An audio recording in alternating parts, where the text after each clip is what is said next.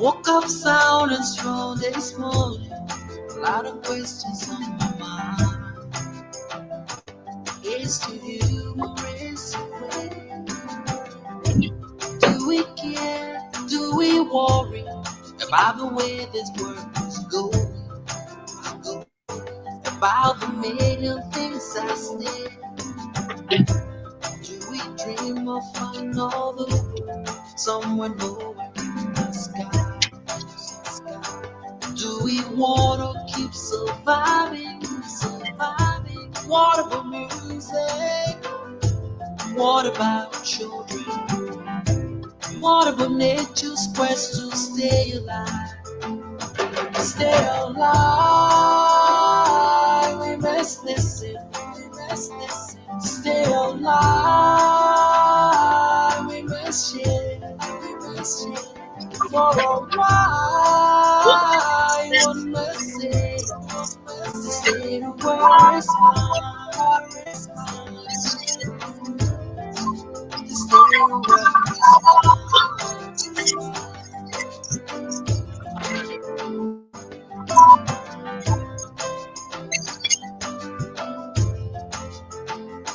in now every action, say every day. No one wants to be weaker.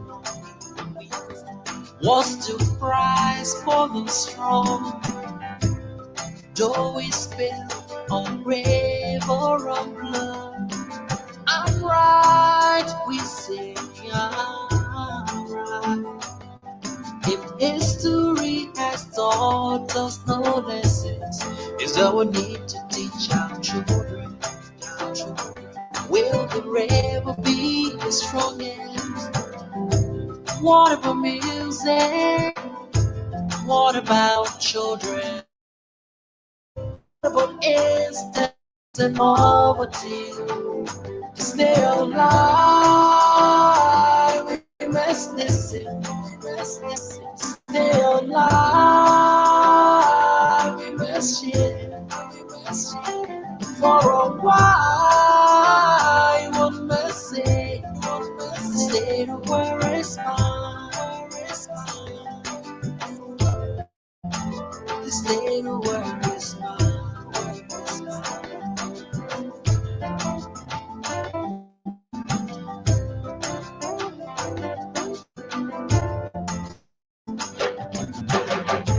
Doesn't really matter who you are. Doesn't really matter where you're from. Doesn't really matter what you believe. D-I-O-G.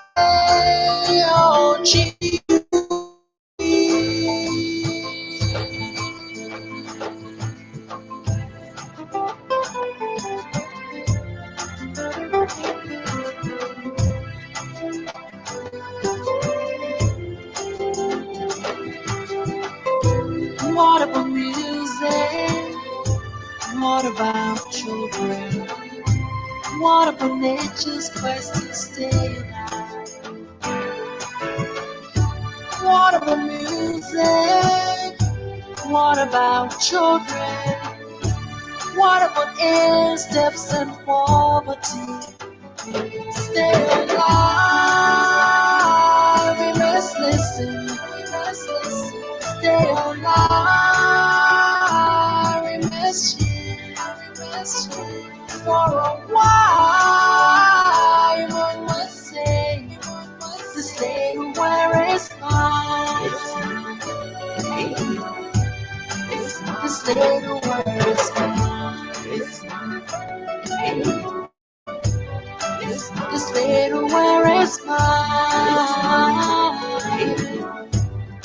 To stay where it's mine. To stay where it's mine.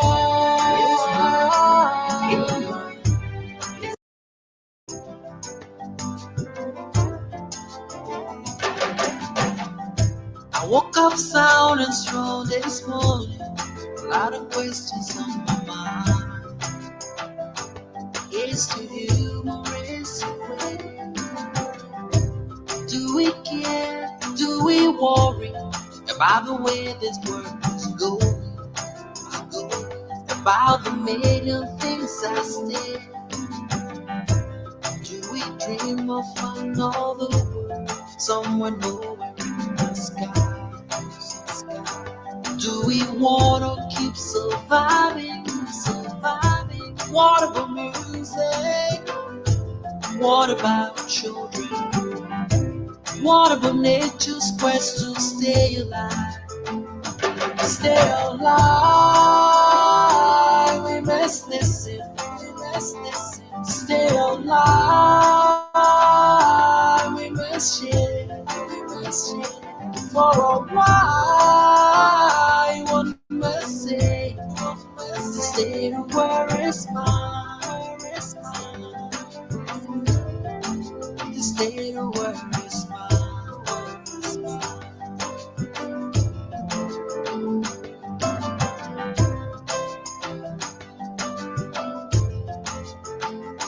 And now every action say every day. No one wants to be weaker one. What's the price for the strong? Though we spill on grave or on blood, I'm right, we say I'm right. If history has taught us no lessons, is that we need to teach our children. Our children. Will the rebel be the strongest? What about music? What about children? What about eight steps and poverty? Stay alive, we must listen, we must listen. Stay alive, we must share, we must share. For a while, one must say, stay to where is mine, where is mine. Stay to where is mine, where is mine.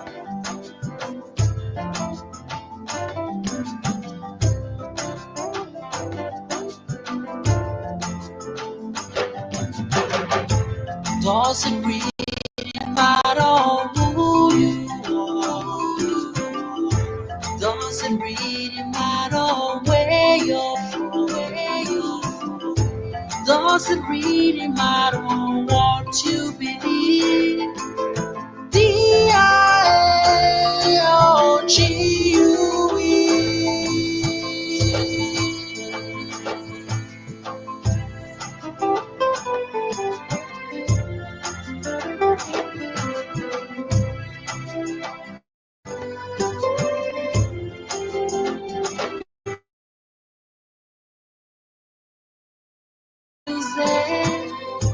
What about children?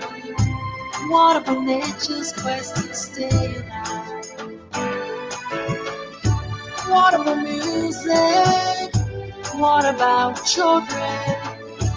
What about air steps and poverty? Stay alive, we must listen, we must listen. Stay alive,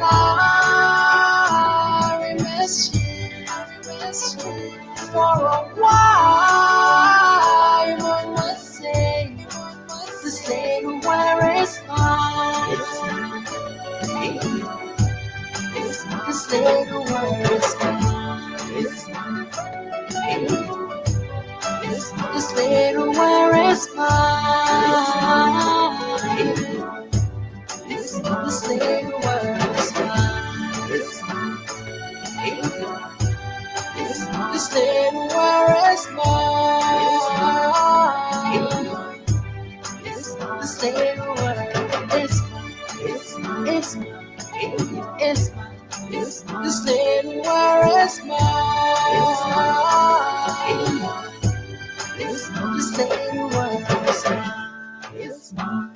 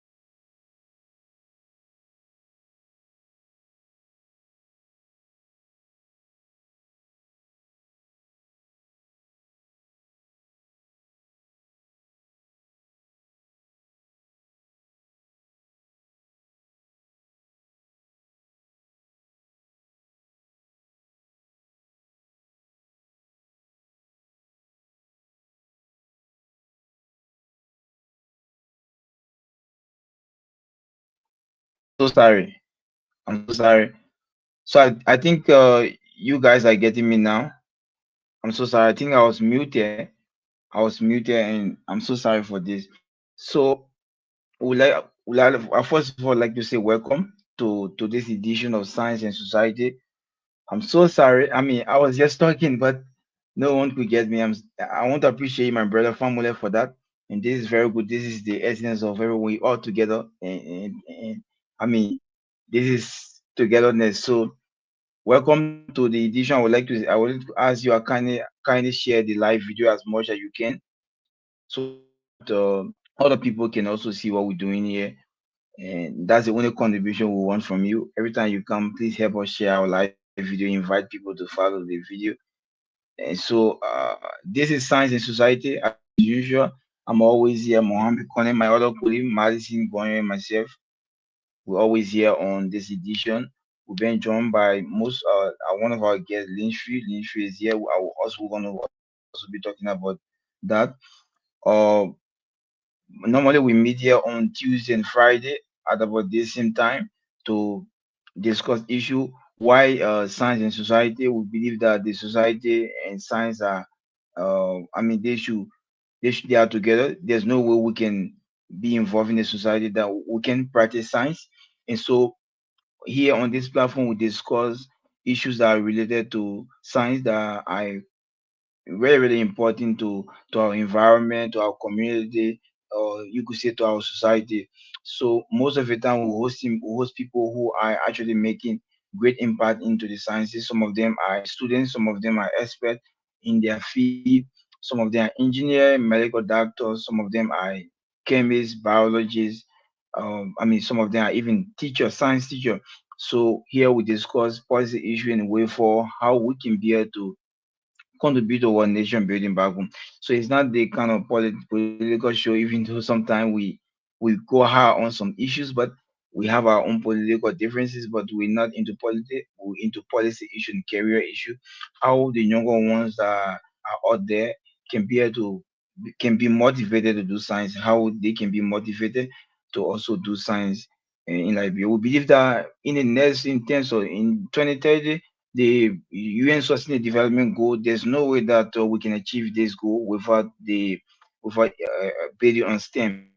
We believe that STEM education is important. So in order for us to achieve the Sustainable Development Goal of 2030, we should be able to build on science. We as a country should also be able to invest more into STEM, because STEM education is important. And no matter what you're gonna say what you want to say, but we would like to say on this platform that there's nothing you can do without science and technology, because you're talking about the economy, talking about the environment, talking about global warming, climate change, health issues.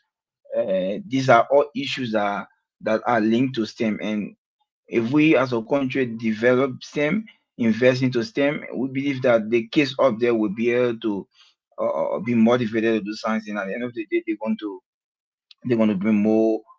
The contribution, the importance, the significance will go back to the country economy.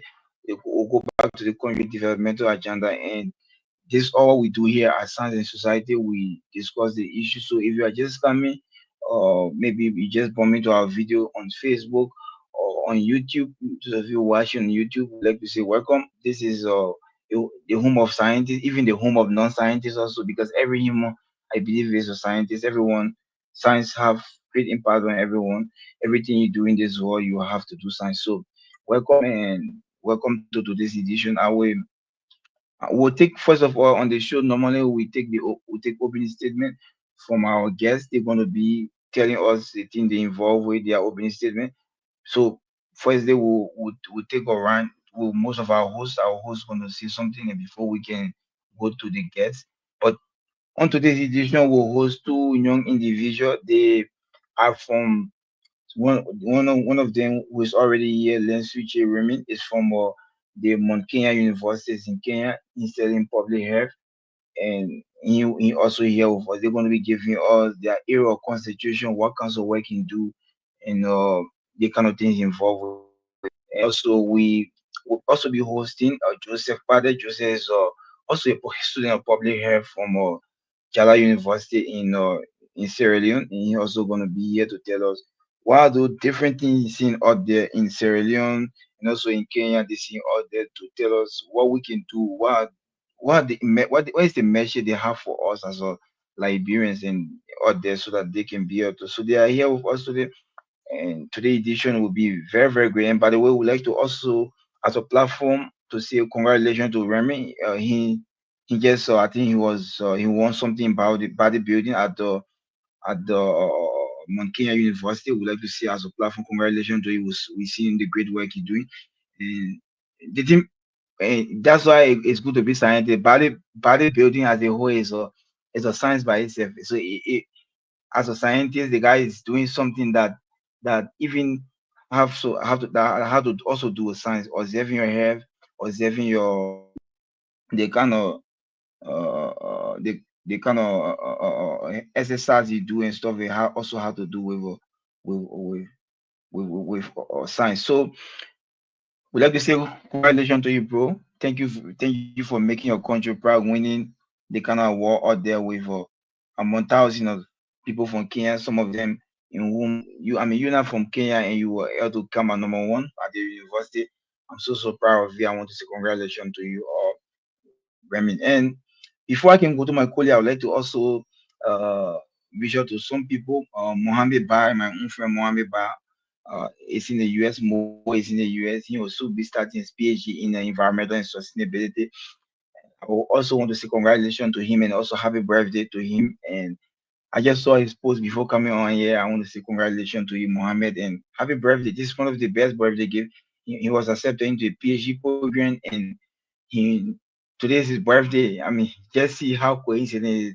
I would like to also say happy birthday and also congratulations to one of our panelists here. She is always here with us, our sister, Mashami Sharif. Mashami also was she was in a very heavily contested election, the Biology Student Association at the AMEU, the African Methodist Episcopal University, and she won the election. She's now the acting president of the Biology Student Association. So, as a platform, as a science platform, and also she's a member of this show and one of our panelists. Would like to say congratulations to you also. And lastly, I would like to say my condolences to Mr.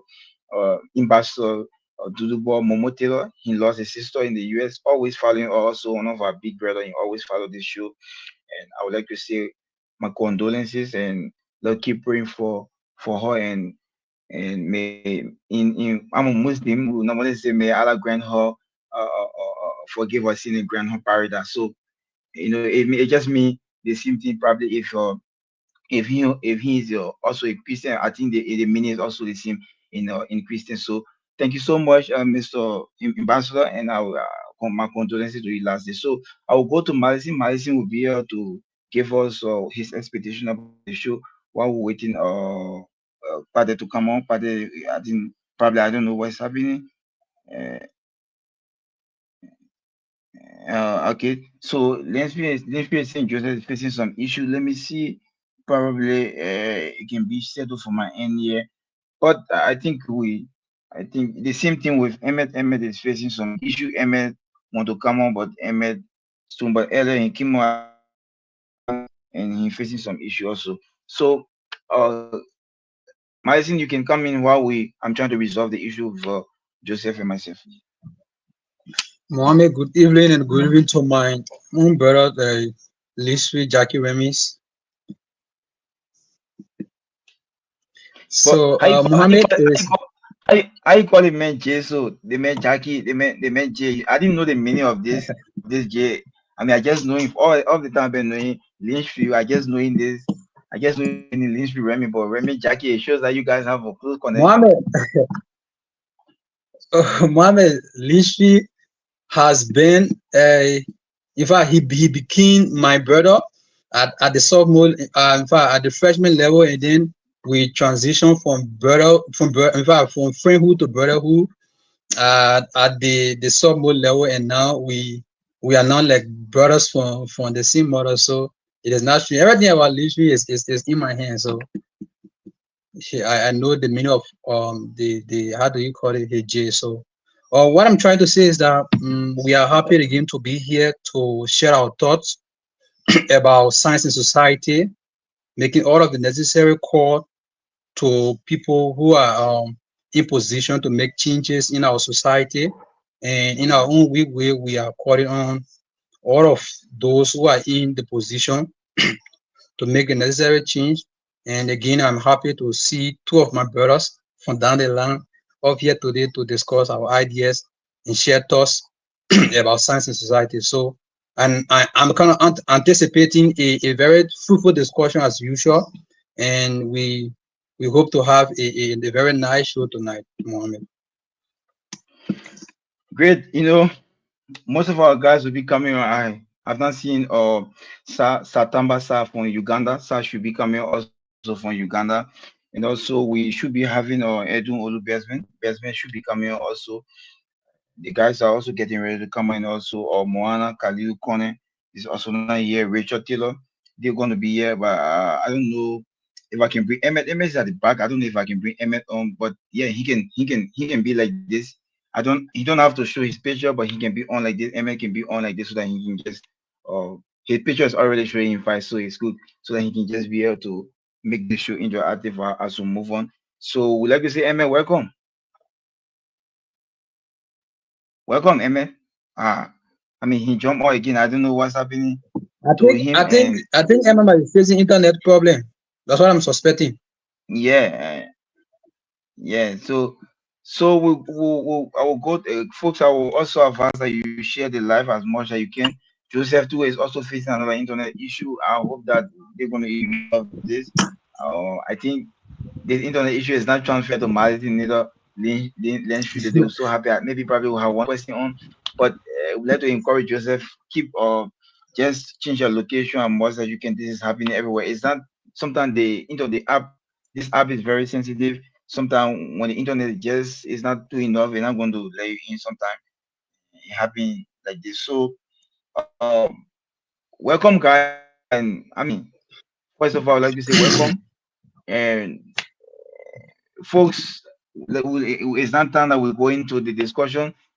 So Mr. Lynch been hanging with us. I know his internet is good. So let me reserve in this is and I'll go to Joseph. Joseph, we'll start with Joseph so that maybe probably we know he's going or Joseph, welcome and let's let's start with you with your introduction. Who is Joseph? Why is he calling?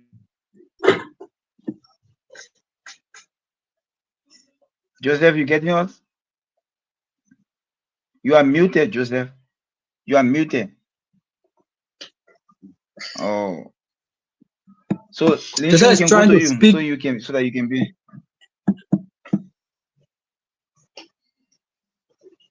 So Lynch, we can go ahead. Unmute yourself and tell us who is Lynch J. Remy and what kinds of what is he doing? So folks that are watching would like to say before Lynch can come in, most of the folks who share our live video would like to say we appreciate you and also we see that the Librarian Student Association in Kenya also share our live. We also want to appreciate them in Kenya. The father Lynch is also a member of the Librarian Community, the Librarian Student Association in Kenya.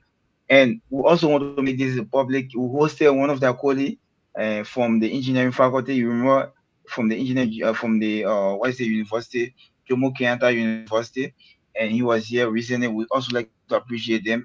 This is a student, also a student platform. Those of the guys who are selling signs are out there. They want to come on to make their case, to make library case, to issues that is so desirable bringing on there. They can also come here to express themselves. It's also important. We'd like to appreciate them for sharing our live video. So Lenshu, you can come in and tell us who is Lenshu and what is he currently doing. Okay. Am I audible? Yeah, you are good. Uh, you're good. All right. All right. First, I want to thank God for the opportunity to be here tonight, and thanks to the host and the co-host, Kemp, my lecturer from way back, my lecturer, my brother, and my friend. I mean, we came from way back when I was probably when we hungry. So now I was like, Kemp, you're probably not you're beginning EL. Can't share Mame, your record. mame, Yeah, you your come car. now, ba. Yeah, so the It small all money, come now. your car. We can never forget that. We can never forget those days. And also to my brother, Wado Tila Mari, Madison Kwan. I mean, he stated earlier, we started from comradeship, friendship, and then we went into brotherhood from since sophomore during our biology days at the United Methodist University, and it's been amazing, my man. I'm so happy to see you again, and all the best in your studies abroad. And also to my fellow presenter tonight, Joseph Baba Pade. He's also, I can say we are related because Joseph Banner and I mean, even with Madison, man, we all used to yell over back, back in Liberia. I still survive my member, Madison, they're still smaller than that. But anyways, my name is Litchfield Jeremy. Like he said, the Jeff said what Jackie Kemp. I'm called Jackie as well, and I'm a biologist. I studied biology at the United Methodist University in Liberia. I'm also a nurse aider. I got a diploma from the Soko Sako Nursing Assistance Institute in Liberia while doing my biology degree. And I'm currently pursuing a master's degree in public health, monitoring evaluation. So my emphasis is in monitoring and evaluation, one of the fastest growing fields in public health right now. And I'm currently the secretary for the Liberian Students Association in Kenya. As you can see, they are following and just shared. They just shared this. And I mean, like he said, I also just want a title. So besides science, it's still science. I'm also a bodybuilder. I'm into bodybuilding and fitness coaching as well. I'm a fitness coach, right? So like science is everywhere. You can escape it. So that's why when I got the call to be part of this show tonight, I mean, I was like, Kim, whenever you're ready for me, just let me know. I will be here to support. I'll be here to give what I know, and we can live today or success. So I mean, just to keep it short, that's just it for me. I'm done with my coursework here, and I'm currently finalizing my research, done with all the three stages. I just finalizing to get it published and then graduate next year. So once again, I'm glad to be here, and thank you for having me tonight. Literally, I'm a little bit worried. We facing a little bit issue with Joseph. Maybe get Joseph to come on with our camera. Maybe probably that could also help him. We hope that. Let's pray for him. Mhm. Um, I just saw your opening was so good, and you just said you'll soon be in master. So the two of us, we are the same now. So we are, you see, we are the same stage. We are writing thesis, the two of us. So we are Mhm. comrades now. And this is no feeling about this. This is our life looking in. We are comrades, and hope that we end this. This will be over soon. Joseph, would you like to say, if you are getting us, you can unmute yourself and also say something to us. If the video is also giving some problem, we advise that you turn your camera off. That also gonna help. That's why MS is saying. MS at the back is watching. I think uh he doesn't want to. I mean, because his internet too is giving some problem. So MS is suggesting that you turn your camera, or Joseph, it will also help you. So when you come in, you can come in with our camera. You getting me, Joseph? Are you there?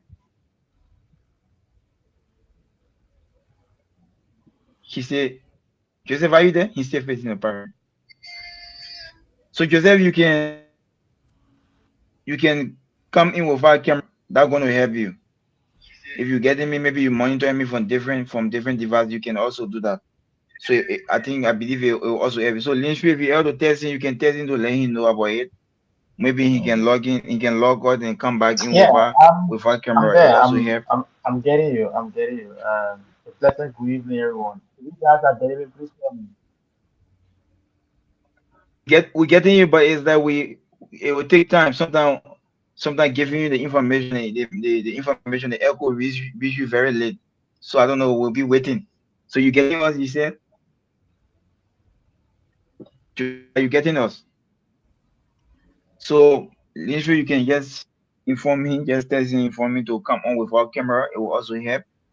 And we try that experiment with other guys. The same that is the same thing, but I mean that show similar thing he's facing, that Otto was facing similar thing, and it's actually it was actually too bad. So hope that we will get him back. He can come in with our camera. So guys, I'd like to say welcome. Welcome to our to another edition of Friday. Those of you who watching it, I would like to read the names that are watching here. Also, we have Peter Peter Famule. Is it Famule? I don't know how the name is so long. I don't know. So, but I would like to say thank you. He said no sound for it. I will appreciate you for also giving us the instruction. It was AB Canadian General guys. How we are doing? Angela King is saying, "Oh, Mohammed, we need to talk. Of course, we need to talk, Angela. I hope that just reach my Facebook handle, and then I'll be available to talk to you, Angela. And right now, we have a lot of guys following us. Regina is following, and we have even the library student association is saying we see you, SG, and also Umun Abbas is also following, and of course, Lama Vikamara, our brother here in Antalya is also following. Tolita is also following. Brenda Foucault is also following. Samuel Kind is saying, "What's up, Buddy?" And we have Seku Bosco Kone is also following us. So I don't know, Emmett, if you want to come on, you can let us know with our camera. It will also be helpful so that you can make just let me know about it, and I'm going to bring you on. So Emmett is at the back. Probably you can text me and let me know about it if you want to come on. It will also be uh, it will also be good for us. So I mean, it was very nice opening from Litchfield, and he said he's a student of public health. Earlier, he read biology. He have a bachelor of science degree in biology and diploma in nurse A or something. I didn't get that, but the most important information I got from him was he studied he got his earlier got a bachelor in biology, and I know Litchfield to be a very smart young man. I'm much I met before we can start the discussion. I'm very, very proud of him. And he's currently studying his master's in public health monitoring and evaluation. And I know this is a field too that is very, very important when it comes to monitoring and evaluation. Have to you talking about data and other stuff. Data science is very, very important. Something that the world is going to, because you cannot, whether you are studying biology, what kinds of branch of biology, you have to play with data, and you need people like Lensby to be able to interpret your data for you, and something that is very, very important. And Father is really another important course. Hope that we'll have him on. He's gonna come on. Facing a little bit problem, maybe probably so his device is not connected. I'm seeing at the back. I'm very, very sure he's gonna come on here. For a lot of watching us, guys, I would like to I will encourage you to share our live video as much as you can. And much as you can, I will encourage you to share the live video as much as you can. So we'll go to Emmett. Maybe Emmett will want to say something. Then before we can go back to Lynn Street. Emmett, do you have anything to say? Welcome. Emmett, welcome. I don't know how many Emmett do we have on the phone. Emmett, are you getting us? Why? Internet is very bad. Emmett, are you getting us? Emmett, are you there? You can unmute yourself and talk to us. So the internet is so terrible, and hope that we'll have them. So let me go back to my coding, Madison. Madison, do you have anything to say or any question to Lynchfield before I can come to my question? Or I should go ahead and ask my question then after? Mohammed, I think I'm kind of feeling Wow. a little bit sad because of the internet condition tonight. Even when you Mohammed, when you're talking, I mean you are coming a bit broken. I don't know what's the problem tonight with the internet. It's possible. Okay, but you are getting me now. You getting me now, right? You can get me clearly. I think I'm getting you now. It's a bit okay now. We can keep the ball rolling. It's a bit okay now. But it will be actually good when all of the guys are on. I mean, so we can fight for everyone to be on. We will. I'll first of all go to Lynchfield. You can. We heard the opening. The opening, like I was saying, this is something that this is a young man that I'm so proud of. And so I would like to discussion leaves you opening from you, and knowing further that you also went to in you also Myson, you can start you can pick up from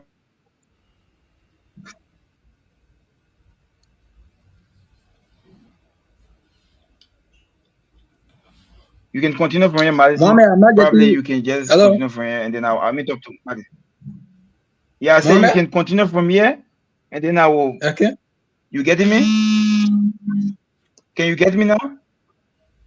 I'm getting you. I'm getting you. Can you get me? Are you getting me? Okay, I'm getting so you. I'm I getting think you. it's okay like this. I'll talk to Pade.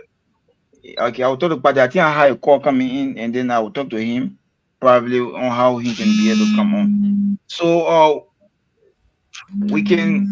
let's go back to Linfield. I think we're getting a lot of disturbances from the echo. I don't know who has that echo on. You can be so we advise that you really lower your device that you have before we can go into business. So Linfield, I was saying, I want you to give me some experiences that your experience compared to the education system in Liberia and also in Kenya. How can you reconcile this kind of your experiences?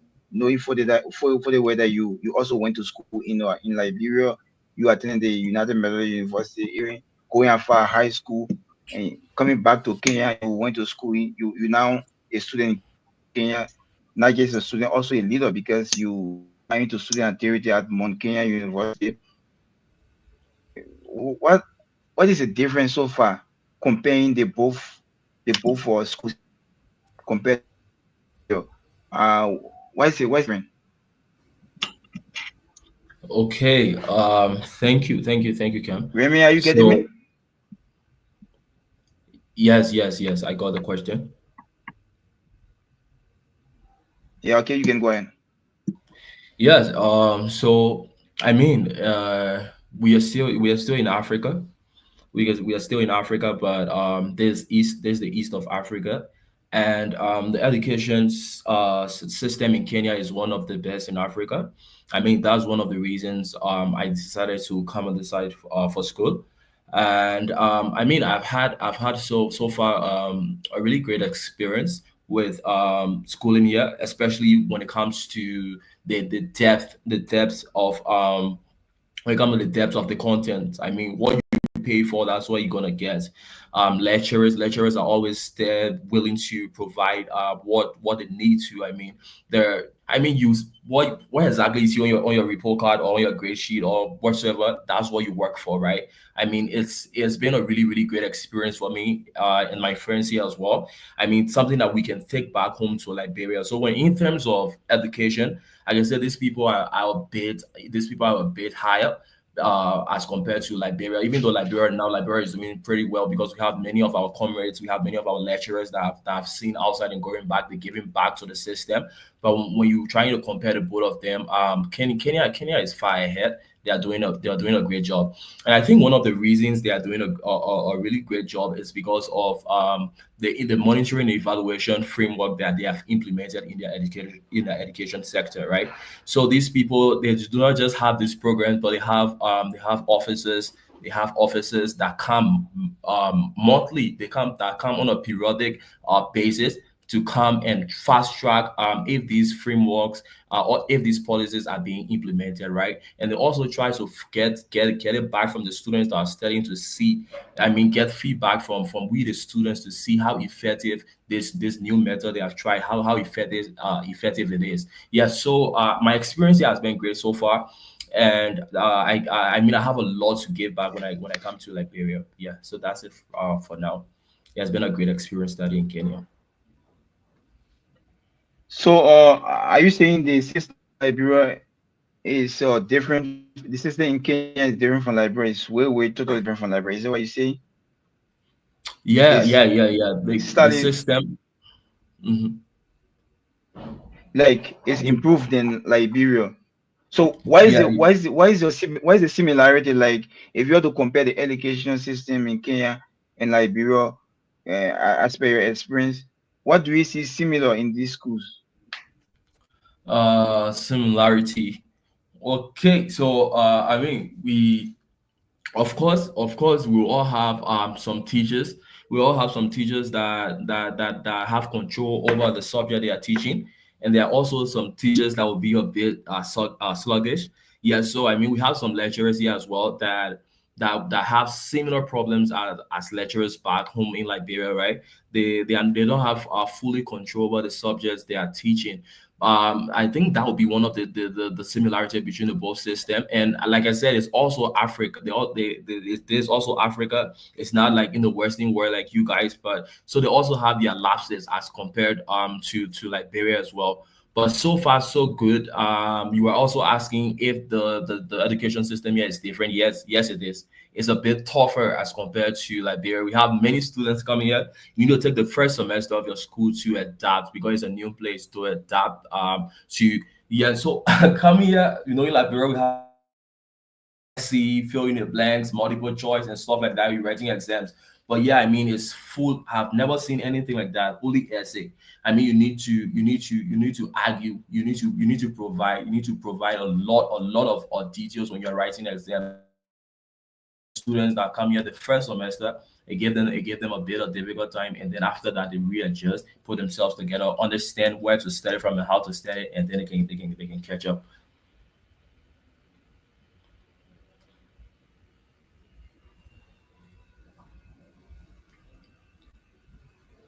You're muted, Kim. Mohammed.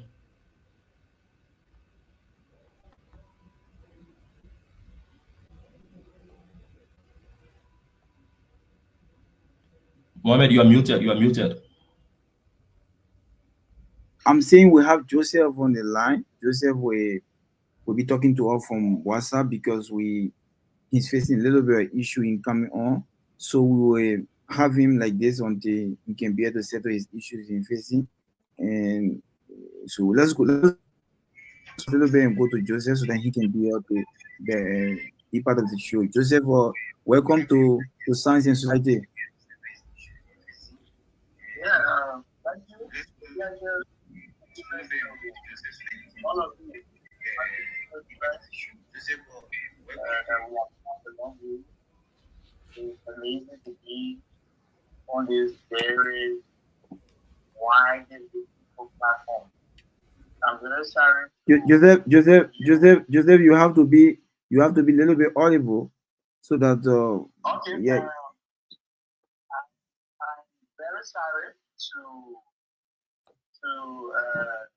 our viewers and also to our panelists for what is happening at my end. And it's something that I do not have control over. I don't know what is going to happen, but it's that I'm then very good today. For this evening, I'm finding it difficult to get the truth.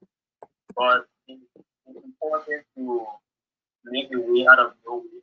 And I'm excited that I can still join via WhatsApp. And I hope this platform will be the opportunity to keep giving my input as much as possible. But that's my hope. Happy to be there.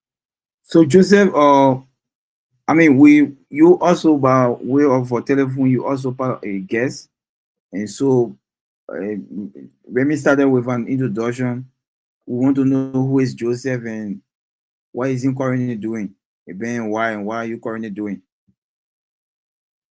Okay, Joseph Mobile Friday is my name for the purpose of formal introduction. In 2017, I graduated from the University of Academy. Joseph, I'm coming, guys. Can you guys hear Joseph clearly? Are you getting Joseph clearly?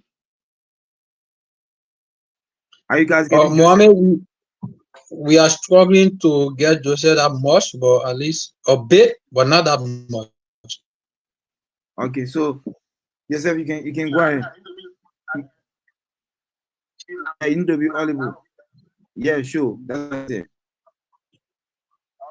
So, Joseph Mobile Friday is my name.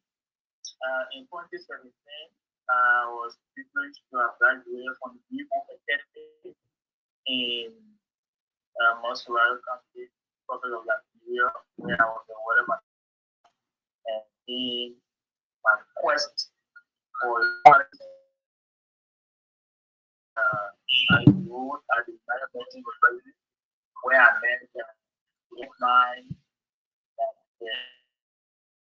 so interact with the part of learning and medicine all who were together. And of course, you are a senior, and I'm going to be in biology, physics, chemistry, and graduated with distinction.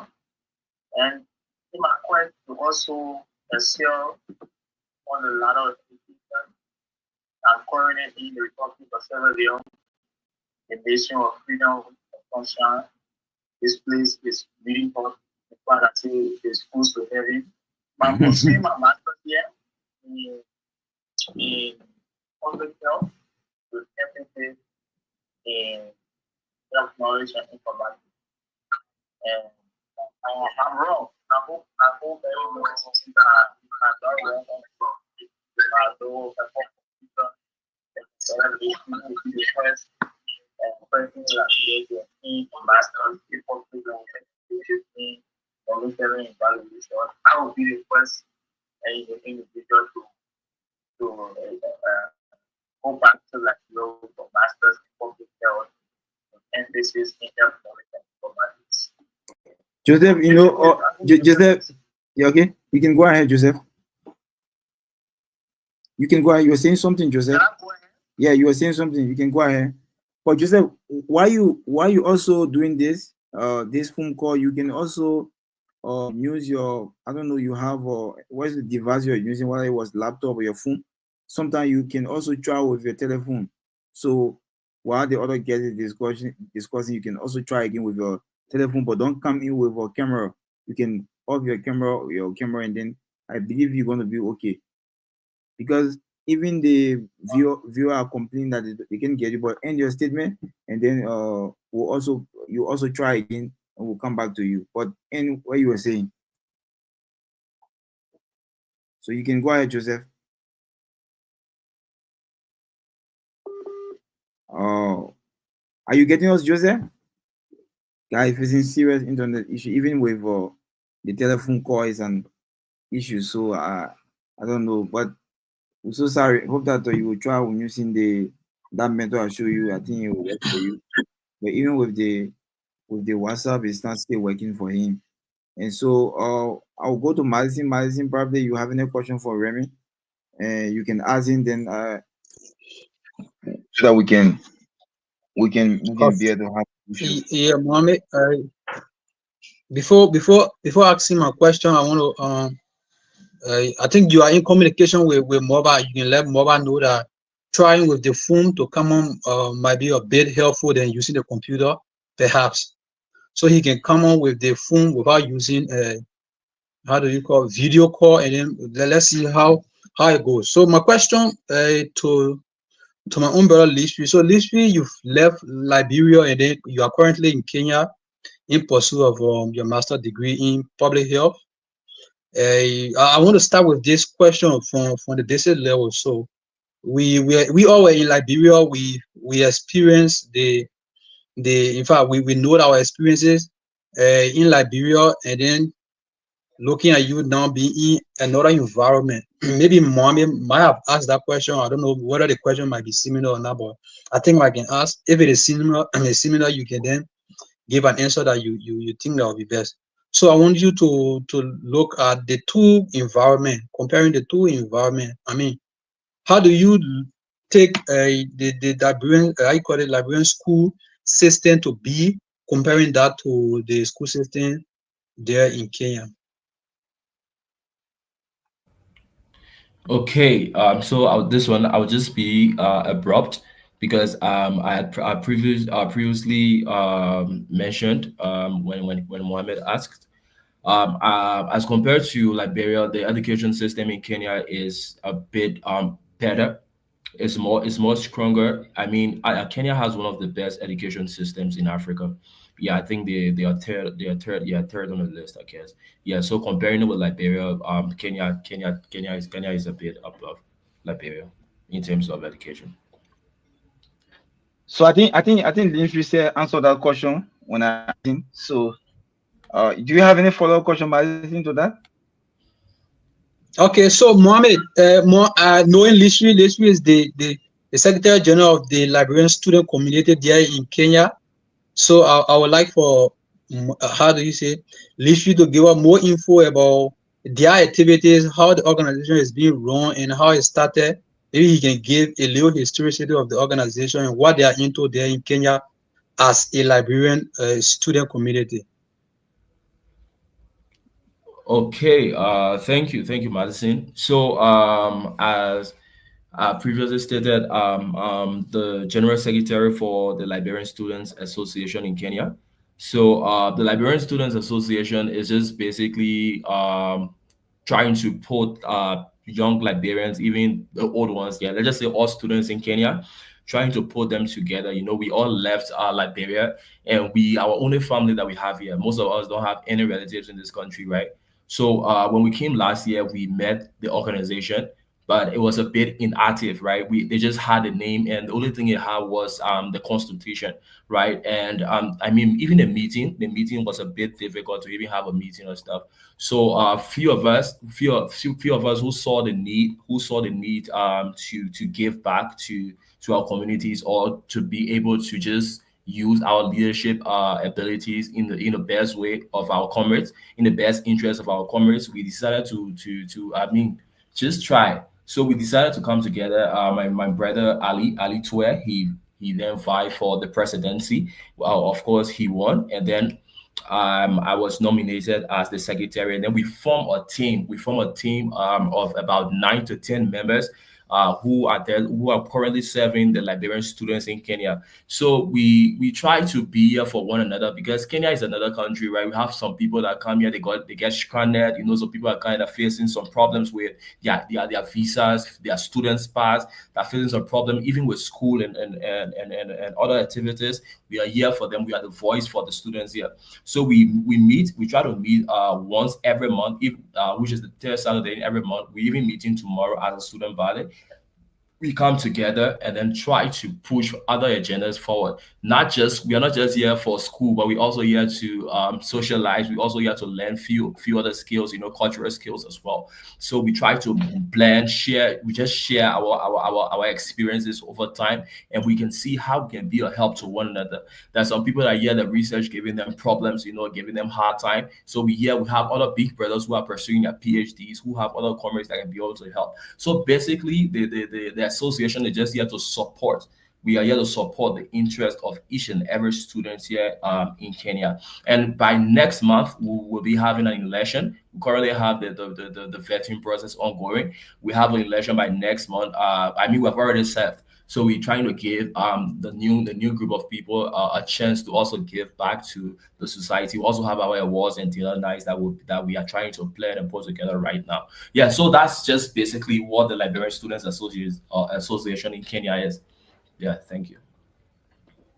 So I mean, those of you that are watching, I would like to say welcome, and I have Solomon and Louis. They say I'm following from Kigali, Rwanda, and Elder Formula was watching us. Milton Flan is also saying I'm watching from Liberia.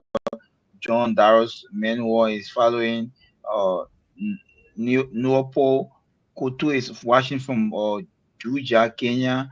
And Abraham Barry is saying, good evening, guys. Of course, the Liberian Student Association in Kenya is also watching from that page. And so we, on the other page on my Facebook handle, I'm seeing Emmanuel Daniel saying Mohammed Virgin Madison. And I see my own uncle Jerry Sumo is also saying congratulations, guy, well done. Johnsonville uptime. And so I see Edwin Flomo Jigbe saying Mr. Kone, what's up? And I see Blama V Kamara say thanks so kindly for your hard work. And I see Brenda Vocal is also giving an emoji. Earlier Emmanuel, Earlier Samuel Rejoice Kind was also watching us. And guys, I would like to say, or if you, as the show is going on, you have any question to ask, you can send in your question on the using the live feed, and we're gonna read your questions off for you to lynch you. And I will start with myself with question, and then I'll go back to Madison if Madison have any Mohammed, question to ask. uh, And Michael, yeah, so yeah, before you you getting ask me? Can you your get me? question, I think I have a follow-up question to Lishview. Maybe it might be necessary to be asked Okay, now. So Lishview, okay, like you you can. rightly said, you guys are into or activities that are in the interest of Liberian students uh, in Kenya. So my follow-up question would be, is there any way that your organization is into maybe an activity like scholarship hunt for students who are back home aiming to come to Kenya? Is there anything part of your plan like guiding students from Liberia to Kenya in search of scholarship? Is there anything on your agenda like that? Maybe you thought you can help us know. Yes, yes, yes, sure. I mean, if you can check the comment section right now, we have our page, the Liberian Students Association in Kenya, and through that page, we have had many students. You know, there are a lot of students who want to come to study abroad, but then they don't know where to start from. And that was one of the reasons we created that Liberian Students Association in Kenya page, that will be able to reach out to people, or people can use it as a means to reach out to the leadership that will be able to help them. So when you check our inbox and our messages every day, we have loads of people coming in our inbox. Oh, how can we be part of this? I want to come to this school in Kenya, and we have helped many people to seek to get their admissions, to I mean, just to help them in any way that they need our help, right?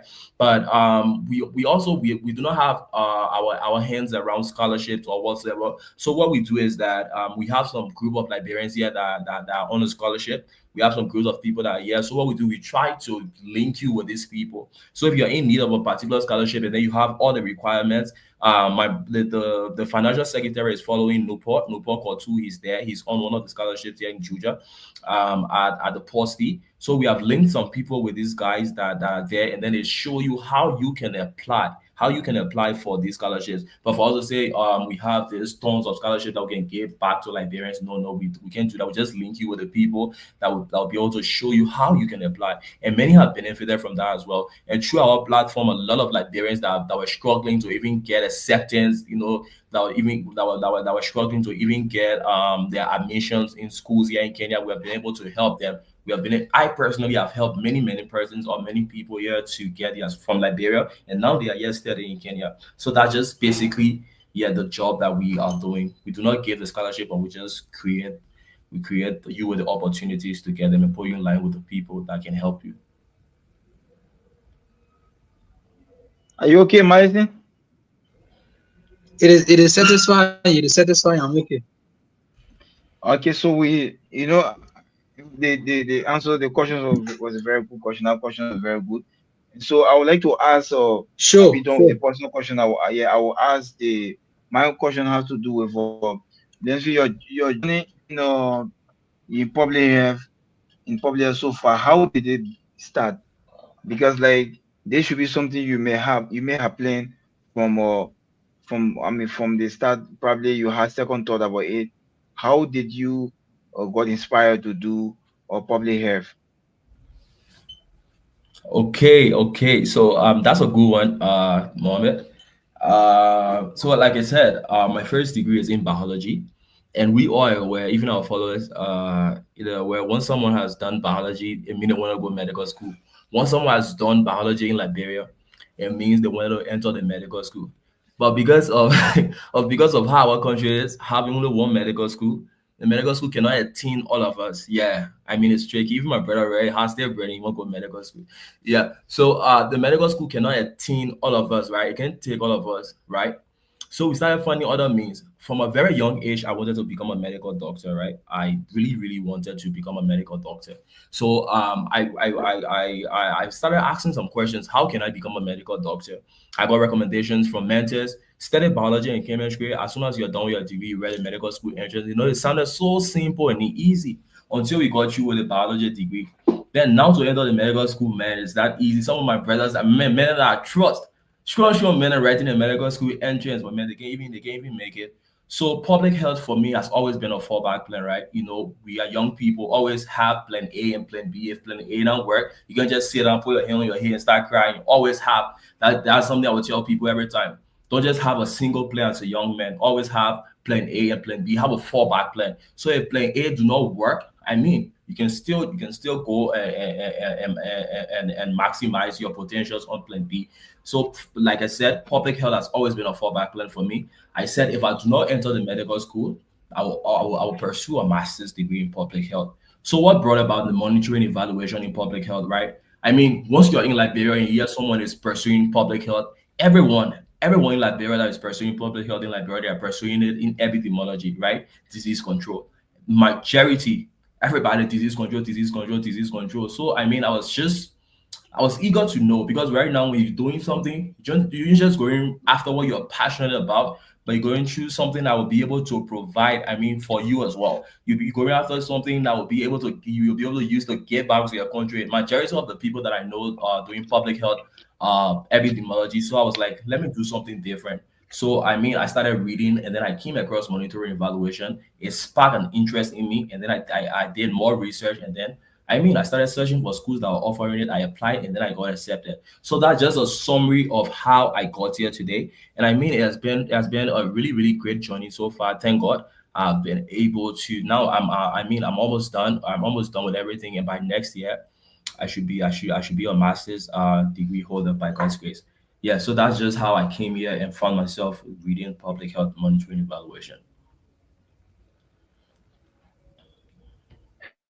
Is it your follow-up question that in Kenya, is it a fully funded scholarship that you benefited from, or is it partial scholarship? No, no, no. There are a group of people here in Kenya that are on scholarship. But I personally, I have a sponsor. I have someone who is catering to my school. So I'm not on a scholarship, but I have a sponsorship. Yes. Okay, okay, wow. So, I mean, I'll start with myself to ask this question before I can go to magazine.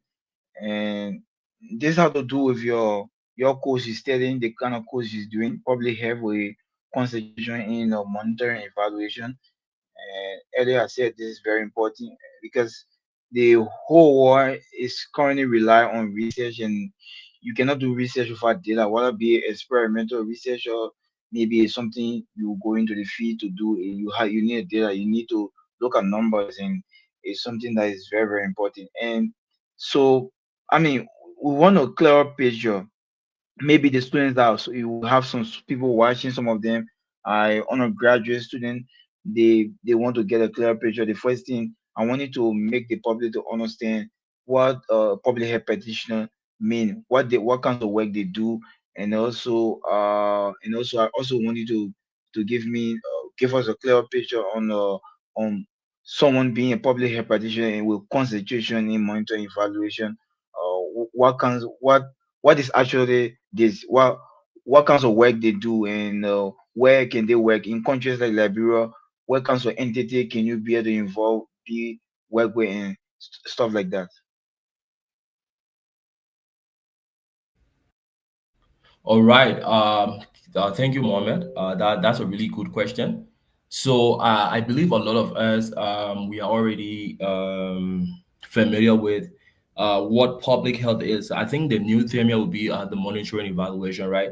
So I mean, as per the definition of WHO, it says public health is basically a science and an art, right?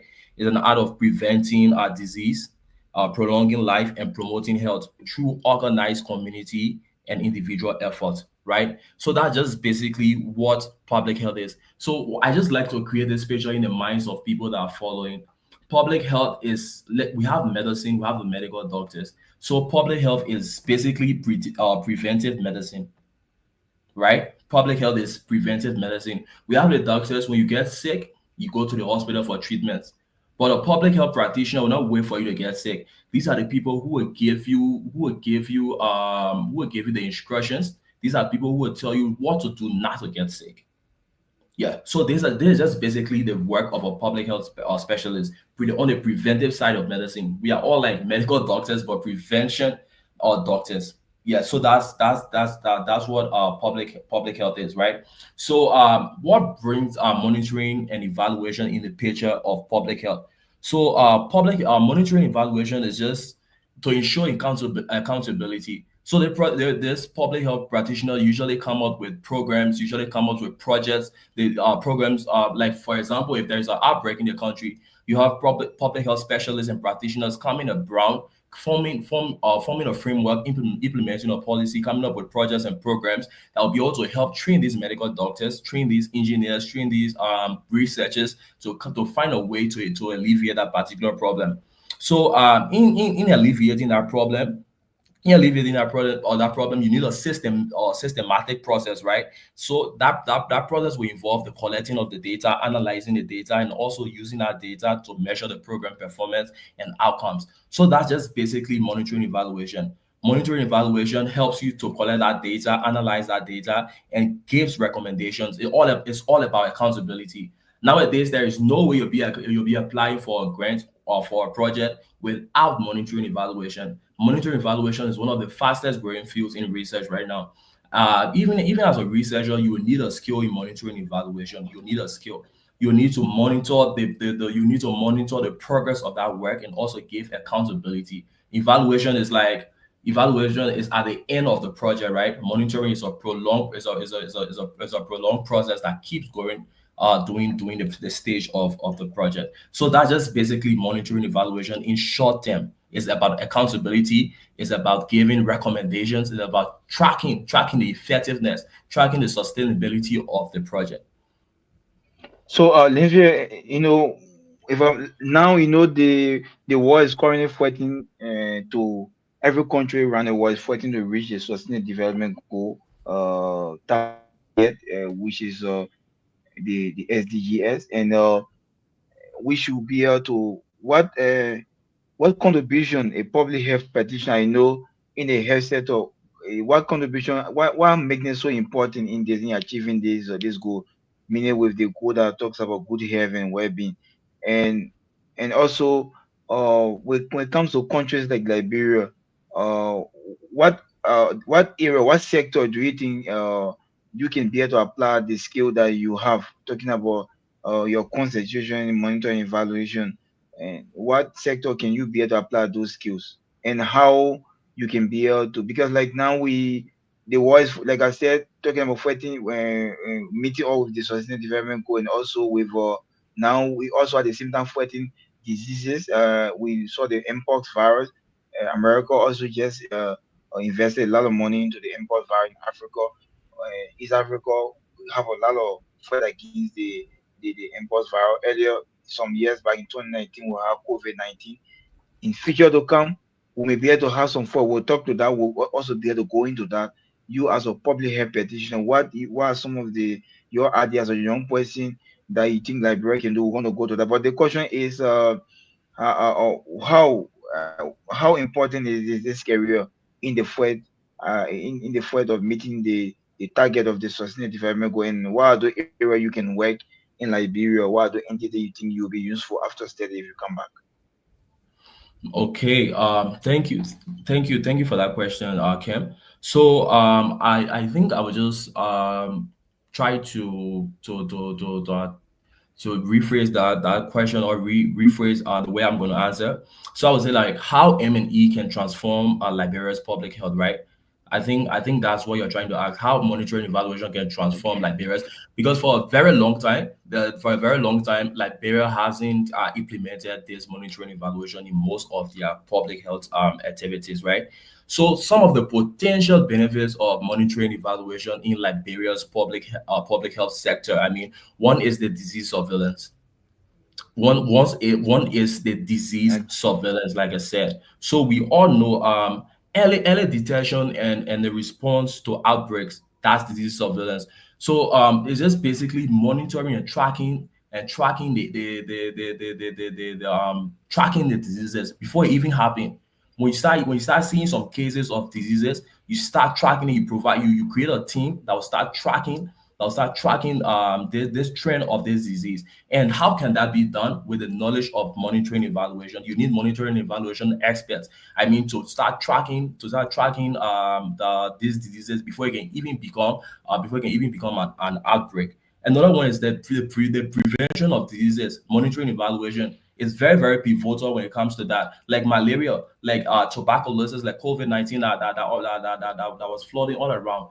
Monitoring evaluation can help in that particular area as well. It can help to prevent these diseases from happening, right? It can help because in what way can it help? I mean, our monitoring evaluation specialists will always have data on reoccurring diseases, on reoccurring cases, on reoccurring illnesses. So, they'll be able to provide recommendations to these public health specialists and be like, this particular disease is being reoccurring, this epidemic in this particular sector, and these are the steps that you can take. I mean, that's one of the importance of monitoring evaluation and how it can be very useful. I mean, in maternal and child health in MCH, they can track the antenatal care, the antenatal care breath. They can also track immunization, the vaccinations rate, and also child mortality rates. I mean, when you get to know how many presents, even right now, to get data on Liberia when it comes to some of these rates is very, very difficult.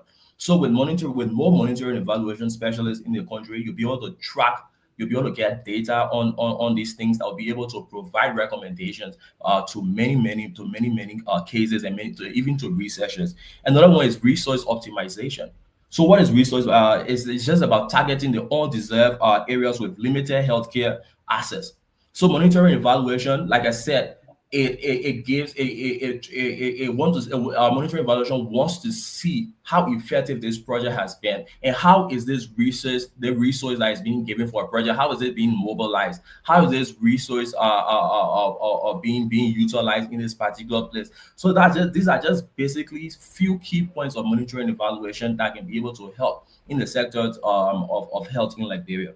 Yeah, so I'll just stop here and then you can come with the next one. Thank you, Lynchview, and that's a great answer. We still hope again. We'll keep hoping, hope that we still get Joseph on. I will go back to Madison. Madison will be able to ask this question. There's a particular question that I have, but I'll go back to Madison. Madison will be able to ask this question. Then after that, then I will come in. Folks, so I would like to say welcome for those of you that are watching. You can share the live video as much as you can.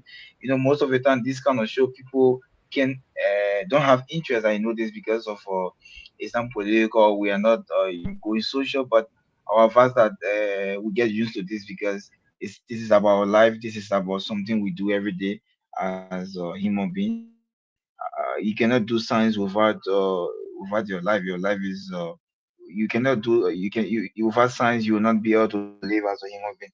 So we encourage you to always follow this show. This is very important. And as they have question on the live feed, we'll be able to answer those questions for you. And on the live, we'll have BN. Pabi is saying I'm following from Bensonville, Township, and Moana Kalilu Kone, one of our panelists here, is saying I'm watching from Mamba Point, Monrovia. Solomon and Louis is following for Kigali, Rwanda earlier. And on the other page, we see Winnie T. Ray is also watching. Of course, our own friend Lynch is also watching in Washington. So we have a lot of our guys watching. I will advise that you keep sharing the live video as much as you can. So we go back to Madison. Madison, you can be able to pick up from there. So, Mohammed, before the question, I want to commend my own brother, Lishville, for the work done there in Kenya, both for the Liberian student community and also for himself academically, for hopefully, in fact, successfully completing all of the coursework, and he's currently now on his research, and I must say, veteran, becoming a veteran. I salute you. So the question I want to pose to Lishvi is concerning his research. Like, Jack, I want to know the focus point of your research, like you've done with, I think, the first year of your paper, and I want to know exactly what is the focus of the research. In a nutshell, what your research tend to focus on. All right. Thank you, Mr. Goyen. So I would have chosen any research into that is into public health, like malaria, typhoid, or whatever.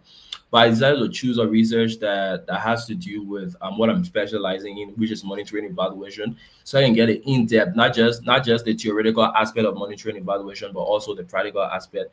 So the title of my research is assessing the effectiveness of the monitoring evaluation system at the TICA Level 5 hospital.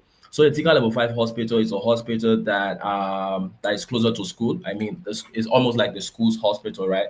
So I'm trying to assess how effective this that monitoring evaluation process is when it comes to the HIV programs, when it comes to their HIV projects, right? So there's a research I would love to replicate in Liberia, in a lot of hospitals, in a lot of counties in Liberia. So now there's just this research, just like it will just serve as a framework. It will give me the understanding. It's serving as a basis to what I would want to do in the future, right? So monitoring, like I said, monitoring evaluation is very pivotal. Even though we have not really started giving it a lot of relevance in Liberia, but it is really, really pivotal. The reason why some of our projects, our programs, they are not long lasting. The reason why we start the other program for HIV and AIDS, we start the other program for IT. They said it's or treated nets, and it do not go for a long time. It fails. It's because it has no monitoring evaluation in it, right? So right now I'm just basically assessing. I want to see how effective it is, how effective these people are using monitoring evaluation in their projects, what's really the importance of this monitoring evaluation that I am learning, that will be able to come out to Liberia and do a replication of various projects back home. Yeah, so that's just basically what my research is about. I'm done with I did the proposal, I've collected the data already, and I'm currently analyze I just got it analyzed, so I'm trying to write the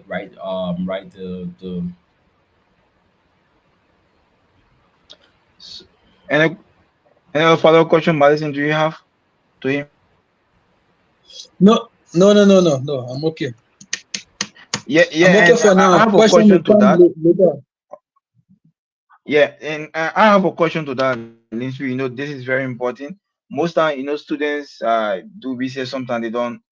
And apart from the course you're doing, I'm also happy that you have interest in research, because Liberian students, uh, on the overall, we are very good.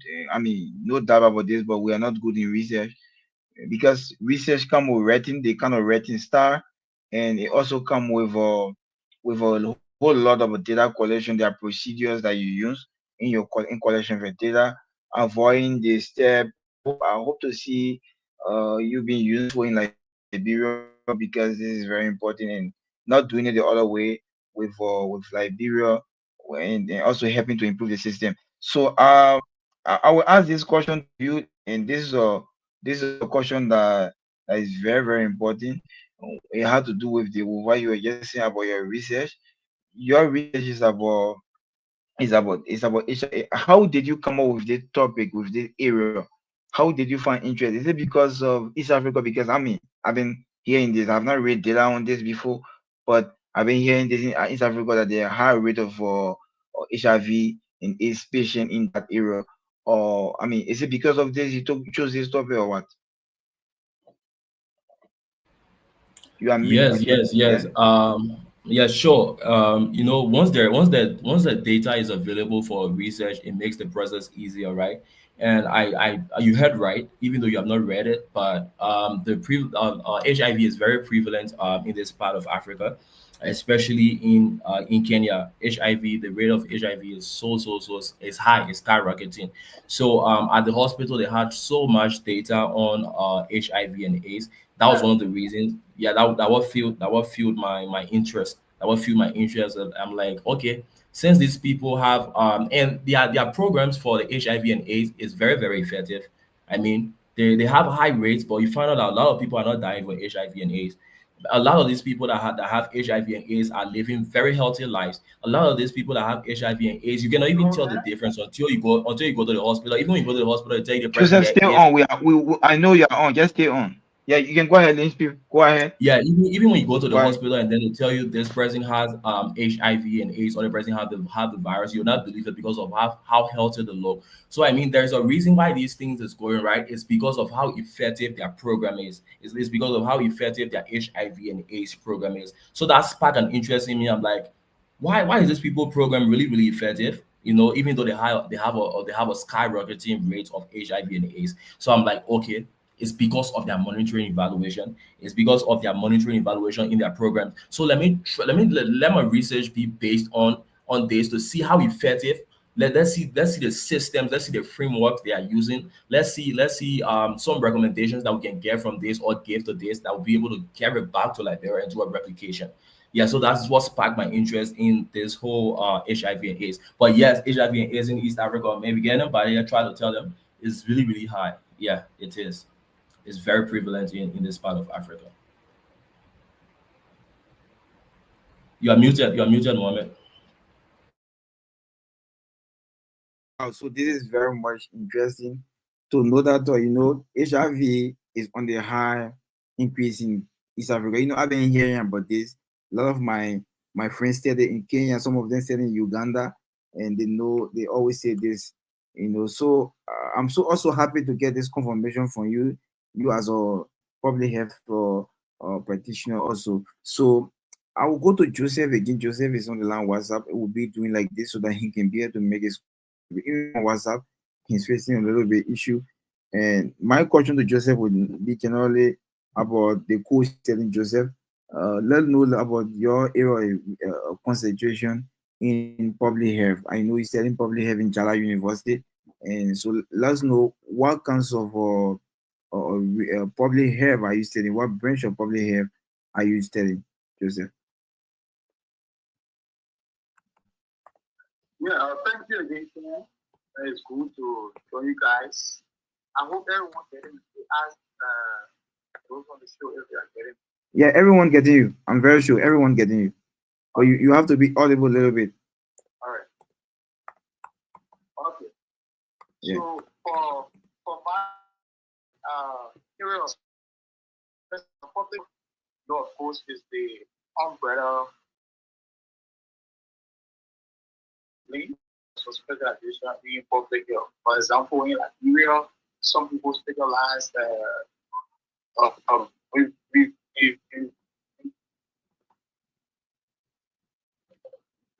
it's basically in the area of community health, something epidemiology, and for me, I'm basically in health technology informatics. There are two parts of my area of specialty. So health knowledge, how this is a quite idea. So yeah, we say promotion, uh, prevention, and protection. So public health, the concern is for us to promote, is for us to prevent disease, and is for us to also ensure that people are safe on certain kind of diseases. So now a portion of the three things is what I is focusing on, is what my area of that is not focused on. For example, the promotion. So if you are informed about your health, if you have knowledge about your health, definitely you're able to carry on health education, which is another aspect of promoting health. And the bigger one is the informatic aspect. We have to do with data analysis. Here between you and myself, there is a huge gap in our computer area. Data analysis Okay. is one of the major tools. Okay. Major issues in Nigeria. For example, I'm being told that Nigeria has a system called the USRS2 system where data from around the country are collated and people make decision based on the trend of health in our country. We are also come to specialize in our particular field to go back and help show that all the challenges that our people face in showing that data are collected from, rural clinic in the rural places. We can also bring different histories. So we are learning here. And the biggest view I want to really bring out this evening is that some of my friends, we are working on something to ensure that we develop an app. Sorry, excuse me. We develop an app to ensure that you can be anywhere, you can stand either at any location, and with the help of Starlink that also comes to like Europe, which is the possibility welcome for us. You can stand anywhere and send your data. Unlike there are some in currently in Liberia where people that are data entry officers at bureau clinics, I mean public clinics and not, I mean private the public clinics, they have to be a certain hour of the night and after collecting all that information before they send it. But the app that we want to develop is an app where as soon as you put the person information in, it is recurrent information is going to the larger system where it can be analyzed. So basically, my area of study focus on data analysis, pure data analysis. So we do numbers, we do populations, and we use those numbers to make informed decision on how to shape the health of a particular community, the health of a particular city, and or the population in general. Basically, that's what we are involved with. Joseph, that's a very good answer. I'll go to maybe Madison if Madison have any question for you, because I have one general question for the both of you, and it's so good that you were able to get you are okay now. A little bit we can manage like this. And Madison, do you have any question? I just want to, Mohammed. Yeah. I just want to ask a specific question to Joseph. I also asked Litchfield. So Joseph, how is it there in Sierra Leone? How is the Liberian student community there in Sierra Leone? Will you mind sharing us information about the condition there with Liberian students in Sierra Leone? Yeah, basically, Liberia and Sierra Leone is being part of the regional body ECOWAS. We are also having a sub-regional body called the Mana River. And country we have the Mana River Basin in Guinea, Liberia, and Sierra Leone. Well, our stay here is we are going to develop we are very high esteem here. The university gives us a lot of purposes that we must admit.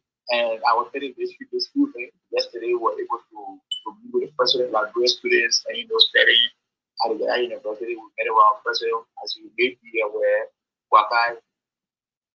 President Wakai to Sierra Leone and Spain about 4 days here. We returned on yesterday, and we had an opportunity to interact with him.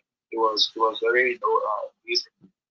Basically, the unity here is top notch. The unity here is top notch. We are very united. We have now for where we discuss issues, except for the issue of graduation. That's the only challenge that we are faced with. In that they will start to give a full picture of it. That's the only challenge we are faced with instead of graduation, because our counterparts that are students here, they don't really care whether they graduate or not. We have come to obtain our papers and basic knowledge to go back and so some of them they don't have they don't have more than 3-4 years pursuing a master's. They are not really concerned. When they are done with all their prior courses, they just go start to be very solid, ignore research, and mind you, the university put out batch. So that means all of you that started together have to study together. So most times, Liberians have been marginalized in that area. Our several counterparts, we don't want to take that research after the courses, after all the prior courses, they will not go while we Liberians, people who have come to us, and they do that research, they will defend their papers, and wait for their friends who at their own will decided to get work with their research. And my youth is very few. It's a research-based university. Is a subject and you don't do your paper and you don't for publishing. We talk like no matter who you are, nobody is free. So therefore, senior colleagues of ours have been in the Guatemala. But thankfully, some of our colleagues made it clear, especially the badge, like one of us. Everything, we will all factors in health, they will graduate in February. And definitely once they are graduating, and the first every year we too will follow. That has been the bigger challenge when it comes to our well-being, being chased by police, security wise. I mean, everything is working. The country is peaceful, and the unity among like restaurant is just top notch. Hope very, through life that we survive. So, Martin, do you have any follow-up question to him? No, Mohammed, I don't have a follow-up question. It's good that the students there in Sierra Leone are being united as Liberians always, and it's good hearing that. So for now, I don't have any follow-up question to Joseph. I have this question. I will start with Linshu. Linshu, we start by answering, and then I will go back to Joseph. And this question is very sensitive. It's the center of the discussion, and that's one of the reasons I thought to bring the two of them, even though they're in almost similar field, because Joseph is in informatics and Linshu is in evaluation, monitoring evaluation. I mean, they two can work in similar, but Linshu, we have this issue. You guys so many times have been raising a debate of Liberia establishing a meteorological agency, and something we on the platform also support, and also the fact that we also supporting the establishment of a science and tech ministry. But you guys have been the champion of this. I know we talk about it so many times.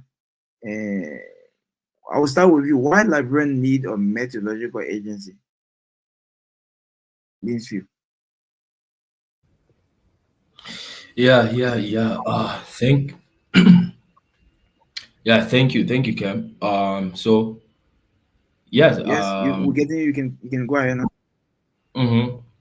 I said Liberia do need a meteorological agency to be funded, to be established, You can to go be ahead. active. Yeah, I'm getting you.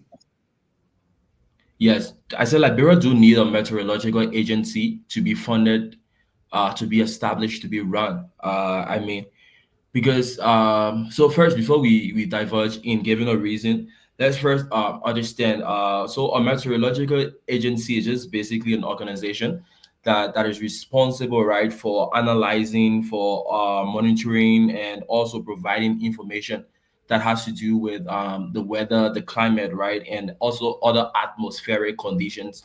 And many countries has established this meteorological agency over the past time. Like even here in Kenya, Kenya has the meteorological department, Meteorological Department here in Kenya, that has really been effective, even to we the students here in Kenya, right? So I mean, it has helped us in many ways. For example, like the weather forecasting. For the weather forecasting, it tells you what the weather is going to be like even before you step outside, right? Even before we all have our plans, we all have our activities. Yeah, in Kenya, yeah, all you need to do is just to check your phone. Tomorrow, if you want to do anything, just check your phone, check for the weather forecast, and it's very accurate. It's very accurate. You will know whether you need to do that thing you want to do or not, right? It helps also in the climatic monitoring, right? It analyzes the long-term weather patterns. It also tracked the climate change and variability. I mean, these are all important reasons. For example, the farmers. It will also help the farmers, those who are involved in agriculture, when to plant the particular fruit, when to plant the particular vegetable, when to do this, when not to do this, right? Aviation and maritime. People are traveling every time, even though like we don't get our own plane yet, but we have other countries that come along with their planes to Liberia, right? But there's no way to track this if to track the weather based on this aviation and maritime settings, because there is no or meteorological agency. We don't have workers there for the particular agency. So I think Liberia is very vulnerable. That's my key reason. I think Liberia is very vulnerable to this climatic related challenges, like the floods. The last time the whole of Inter I saw on the television, Inter was flooded. Inter were flooded. I mean, the droughts, the rising areas. They didn't know the Liberia need this meteorological agency to be able to monitor these systems, to be able to handle some of these issues that happens, because of this agency in the country. We can be able to prevent, if not to stop, but we can be able to manage, and we can stop these things from happening. We can be able to manage it with the right hands-on experience. And how can this be done? Is by having this meteorological agency in Liberia that will be able to track, that will be able to analyze, that will be able to monitor these several things that I've just stated. Yeah, so that's just the importance of the meteorological, and that's why I think as a scientist, that's why I think as an individual, that Liberia needs to establish this meteorological agency, like the United States, America have their National Weather Service (NWS). I mean, our brothers, right? Kenya, even in the United Kingdom, they have the Met Office. I mean, these are people. While other people are living, are seeing things. They travel, they see these things, they come back. They try to do the same. Kenya just implemented her own as well. The Kenya Medical or Meteorological Department here in Kenya, and it's very, very much effective. Yeah, so that's just what I have to say when it comes to the meteorological agency. Everyone needs to do that. It's very, very pivotal, not just for the weather and the climate changes, but also to our food producing and agricultural sectors. Yeah, thank you. I'll go to the live before I can come to part. Let me say this. I will read the folks. If you are watching, I'm going to read the questions. I see some questions on the live screen. Bear with me. I'm going to read your question, and then they're going to answer your questions. If it's general question, maybe it's pointed directly to certain people, and then they're going to answer. And if you are just watching again, this is Science and Society. We always here on Tuesday and Friday, and yeah, we always here discussing scientific issue. So I will go back to Pade. Pade, why this meteorological agency? Why Liberia need? What's the reason Liberia need a meteorological agency? Why? What's the importance? Okay, thank you so much, Ken. Brother Remy has already laid the premise, but I want to come from a different perspective. You know, there are two things in public health that are very important: mitigation and adaptation. So, I want to ask, what is mitigation and what is adaptation? Mitigation is the ability to stop or eradicate or put an end to or bring to closure those things that you have the power to stop. Whereas adaptation in the case of public health is to cope with those things that you don't have the ability to actually bring to closure. So the issue of disaster, so meteorological agency and disaster, they are important in marriage. So disaster is one thing that we cannot mitigate. We can only adapt in the area of disaster. So the disaster adaptation can only come about when we put into place systems that will forewarn us. Okay. System that will give us one on what we need, to do to affect certain or cope with certain disasters. So that's the first thing I'd like to establish. The next thing is that for the establishment of the meteorological agency, one would argue in Liberia, but we already have a national disaster management agency.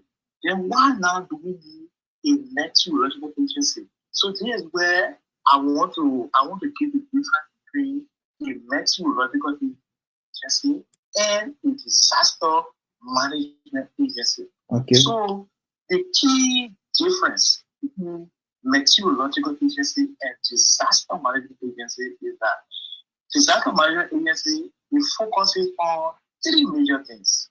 It focuses on preparing for the disaster, Okay. responding to the disaster, and recovering from the disaster. So, in prepare for the disaster is already at hand. So preparation is ongoing. and you respond by evacuating people. If it is tsunami, for example, or it is earthquake or volcanic eruption, or whatever case may be flooding, you evacuate people, for that particular location. Recovery systems that have been destroyed, communication systems that have been destroyed, all other things to rebuild them. That's recovery. People who have been destroyed, you provide shelter for them. Recovery. But in the geological agency is involved in monitoring and forecasting weather conditions that will help us to predict. Okay. So the prediction now will help us to mitigate the impact of weather-related disasters. So it is important for us to understand that one is in line of preparing, recovering, and responding to disaster. One is purely for the purpose of informing us, warning us that this is about to happen. So, for example, like I was saying the other day, if we have a weather forecast that tomorrow we'll see this amount of rainfall in Montserrat, especially Peaceville, and we know that Tupelo is prone to disaster. The weather forecast can inform the inhabitants of Tupelo that, especially the area that is prone to disaster in Tupelo, not everywhere, and those swamp-related areas. Take your important materials from here and take the very deep areas. Government can provide shelter for them, so that when the rain falls and the flooding will not have much impact on them. That's how we need to do. So that's a thin line. Before I conclude, let me also say this: the reason why we need to the risk of not having this agency established. One, there will be lack of early warning system. And you know what that means? When India was faced with disasters, the famous tsunami that took place in the 19th century that stopped India. Right after that particular tsunami, India established their warning system. So we should not wait until flooding is all over like global. So if we don't have it established, we'll understand lack warning system. Then we'll face economic losses that issue pointed to the issue of agriculture. If there is flooding, of course, and the agricultural produce of the agriculturists and the guys that are into all by they will also take losses. And when they take losses, it will also lead to losses for the economy. So it's very important. Then also the inability for us to monitor and respond to climate effectively. It is of no doubt that climate change has taken over our world. So the best we can do now is to ensure that we conform. We just stop climate change. We can only conform to these things.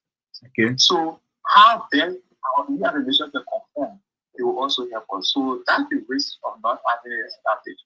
And if we want to establish it, it's given a chance, I can just conclude on that and would that be okay? Can I go ahead? We will come back to you, Joseph, and then because we want to go to the live feed, this discussion will go a long way, and people will be, we don't want to keep the old questions that we have on the live feed, because even Madison also have a question to ask you, and you and so let me to the live. You have one question from Solomon earlier.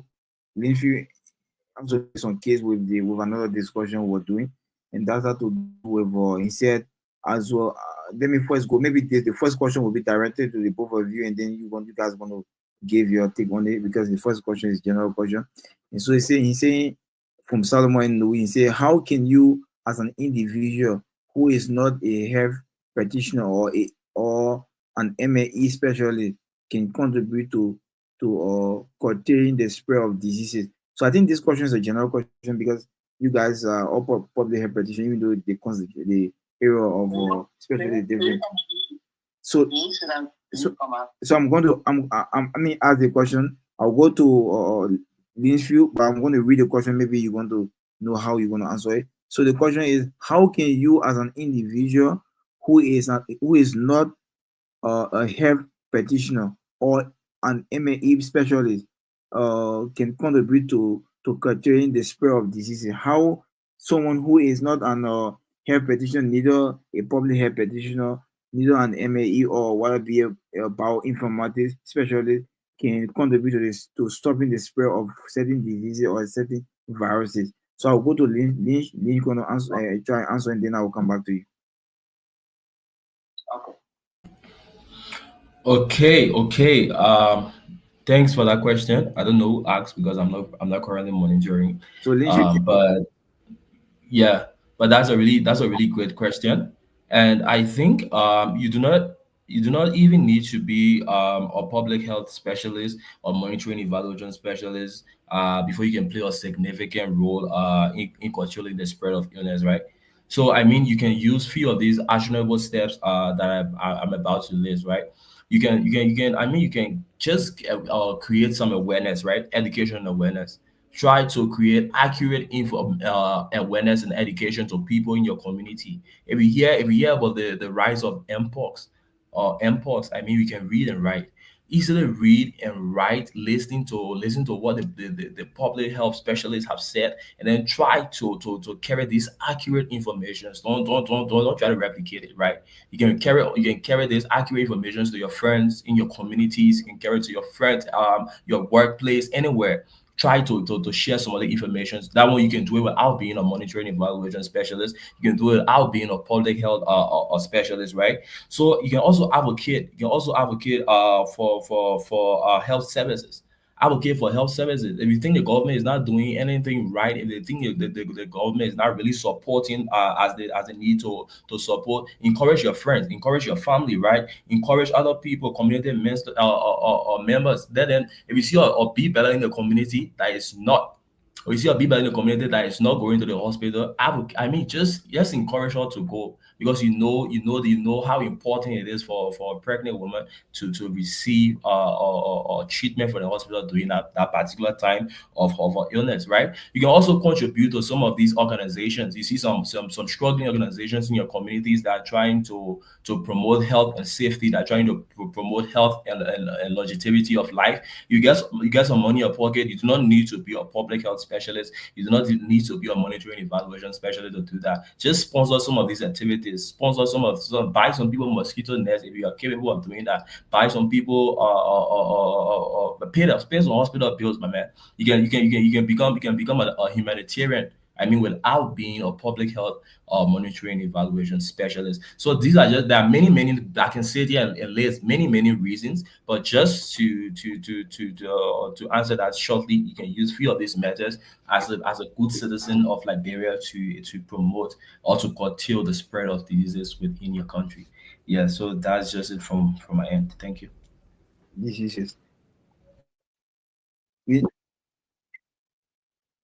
so for I noticed even now or Joseph, today we're facing a little bit of technical issue with the system, and this is the internet age we're living in. Even we that are up here in around Europe, we're facing a little bit of issue with internet today. I don't know what's happening. Hope that they're going to be good, but we still manage to see how we can have this to be successful today. So I'll go back to Joseph again so that he can be able to vision towards this question. Okay. So thank you, Ken. This view has already to sufficient light in it. I like to come from another perspective. You see, breaking the chain of transmission can also help, and in the area of public health. Yeah, breaking the chain of transmission. So I will answer the question from that perspective. So you don't have to be a public health specialist.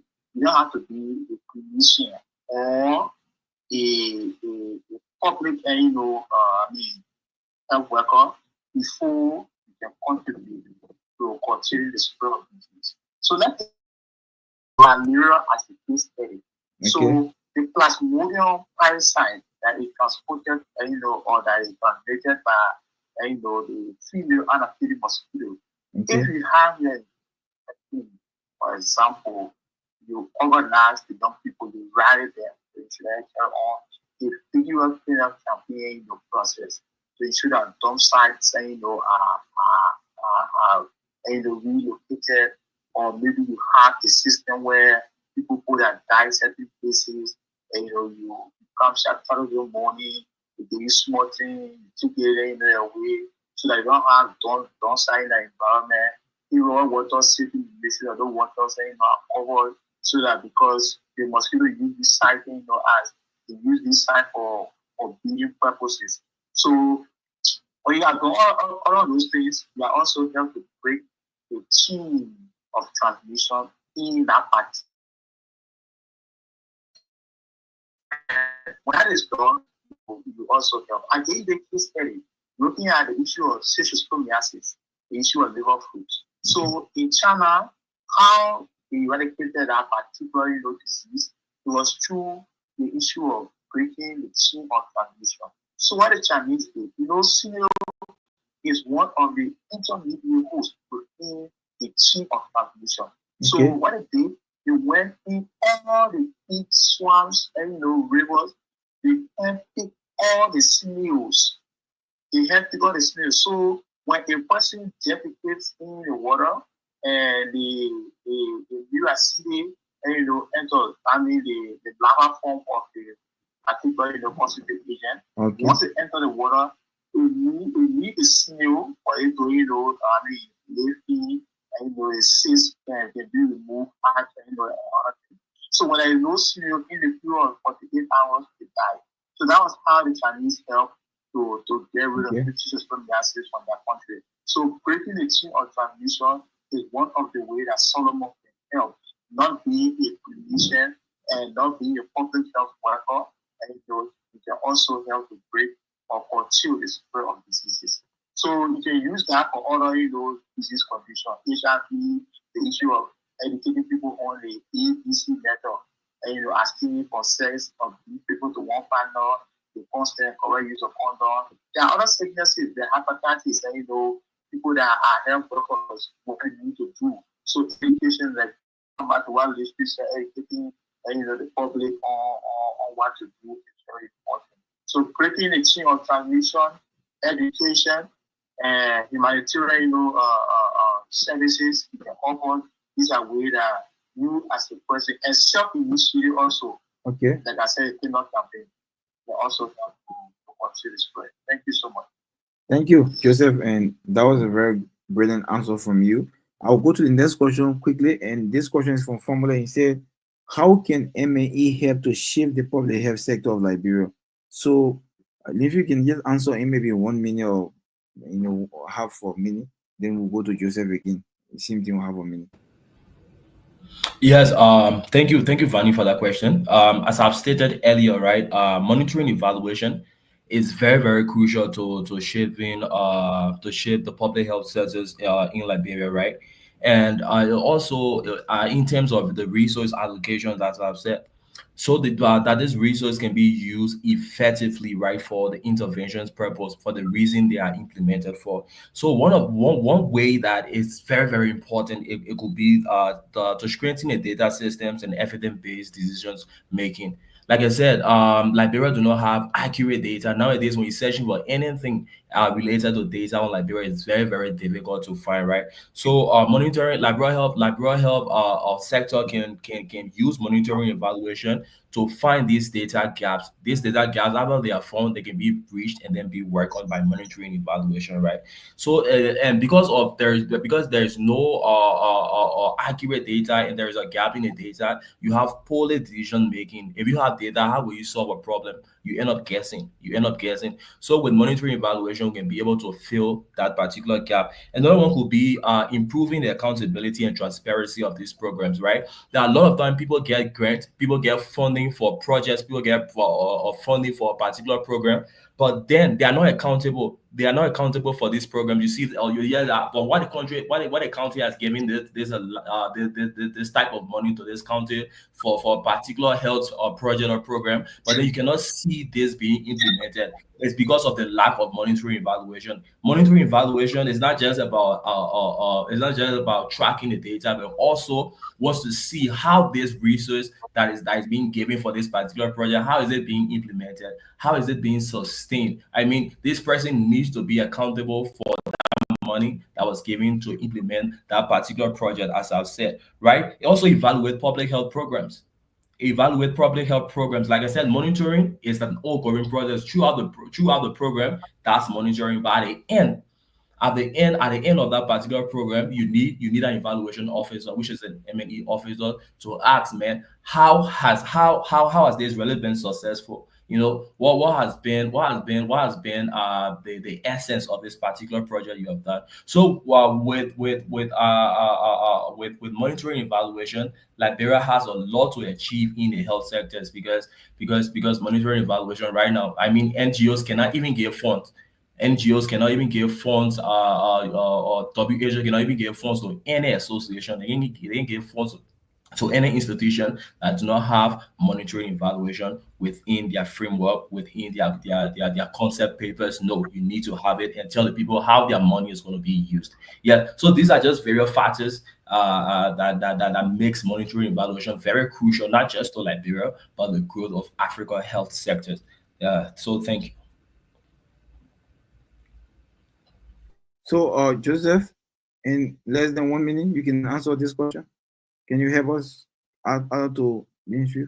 No, I want to reserve the time. Literally, I already told like I think that is serious. So Okay. answer it. So Yeah, because that question was directed, to him, and I will go to the last question. I don't know what this is. There was a question or a comment, because even Madison is also waiting to ask some question.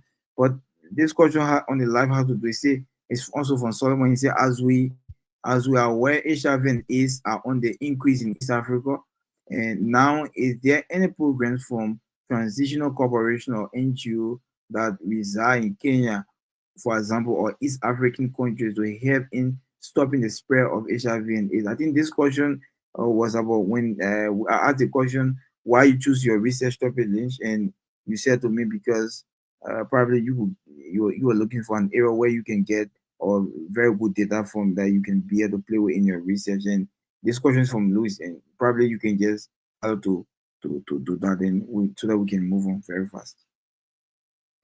Yes, Louis. Like I said earlier, these people are handling this HIV pandemic. They're handling it very well. So they are handling it because they have support. They have support from NGOs. They have support from other donors around. So one like the Kenya Red Cross Society, the KRCS. That's one of the principal organizations that is really helping with not eradicating, but with managing the HIV and AIDS pandemic here in Kenya. Right now they have 73 communities that they are just donating, that told they're just helping. Another one could be the Tigo Africa. There's another organization here called the Tigo Africa that is really helping with the innovation programs, and also targets the adolescent girls 15 years and above. Just imagine 15 years old girls and above. These people are helping them to once they are infected, they help them in getting their medications and getting their food and getting their basic needs. Another one could be the Center for Disease Control, that's CDC.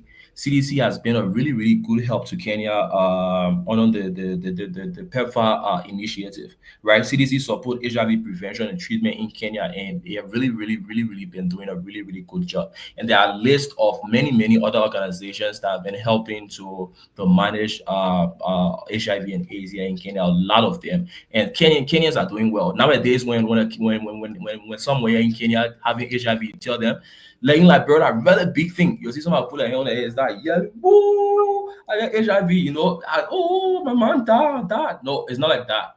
The person will handle it so responsibly because they know. I mean, you can live with it. You can live with HIV up to 70, 80, 90 years old, because of the amount of funds they got for it, and the systems that are in place, even the resource allocation. Yeah, so just basically to answer your question, there are a lot of them. I listed 3, but there are many more that are here in Kenya that is helping to manage the HIV and AIDS pandemic.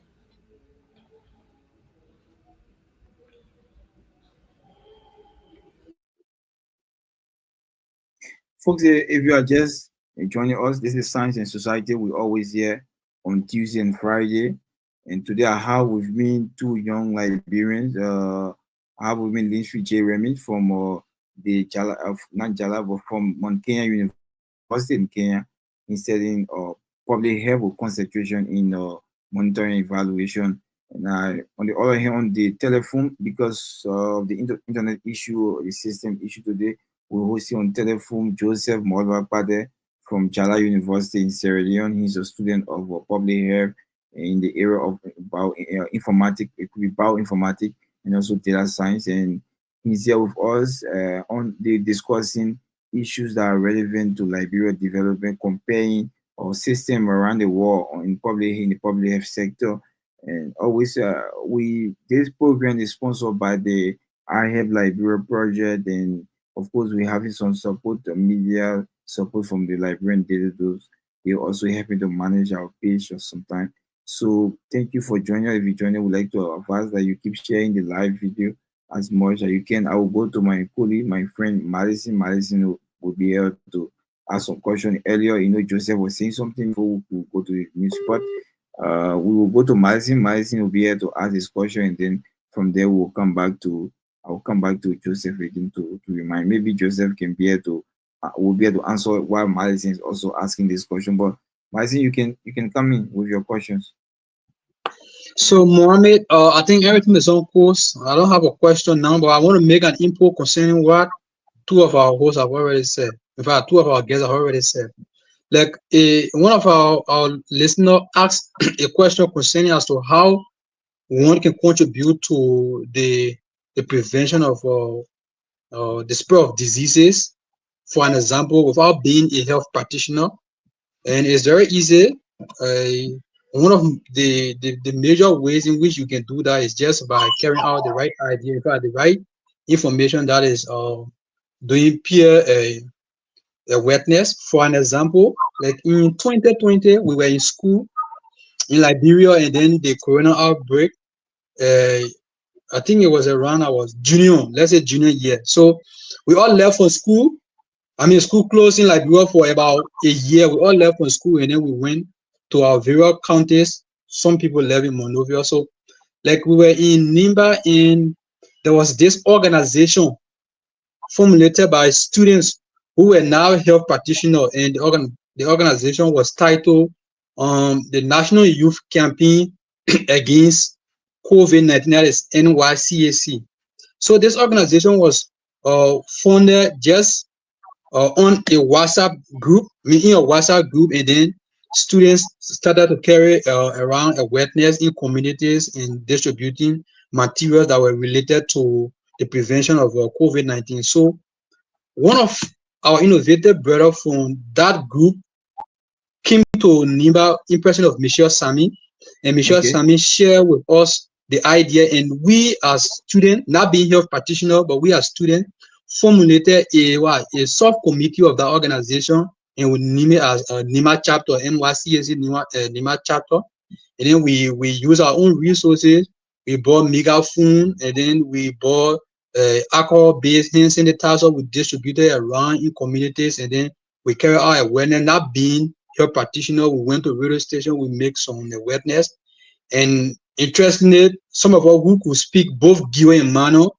Like for me, I was able to translate information to people who are not educated in Nimba, our mothers and fathers in the market. I was able to translate information to them in both Gyo and Mano without being a health practitioner.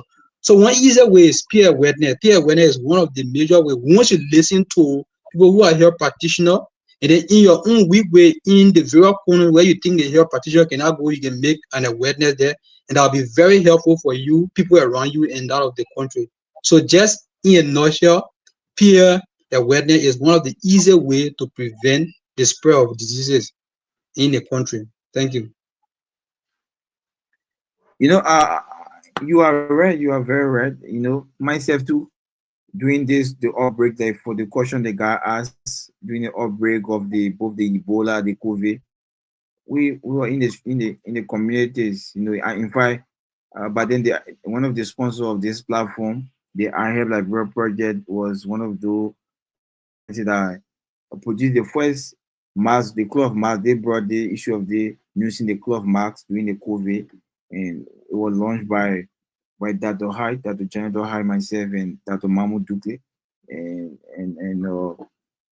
with support from the executive in the US, and we were able to And these are all initiative when we say, so even though some of us were in the sciences, but there were some people who was with all the late Mr. Cholo Brooks. He was a journalist, but he was with us, and we were able to launch that initiative, and people were using, and we saw even Chingo, I know 3 4 weeks time we saw people using, because earlier people was afraid to even use the cloth marks and every in nine Africa in the war was going out of marks, and being innovative were thinking of doing something like the World Cup. So I think the fact that you don't have to be the PhD holder or the master degree holder before you can be able to make contribution towards your in the health system. You can contribute heavy about. I think meaning when it comes to preventive medicine is very good. Disaster as a whole, public health have a lot to do in disaster management. And that's the reason most of the time, even people who study environmental science and public health, they have some things in common, because there will be some area where they will have to work together because to curtail certain kind of thing, certain kind of disaster. And so how you can going along preventive medicine have to work along with awareness. You're talking about even today, I think this week is a commemoration of what is the antimicrobial resistance stuff like that. And you have to make the public to understand these things. If they don't know what are these things. Awareness is very important in the fight against or certain disease. Say preventive medicine is very important.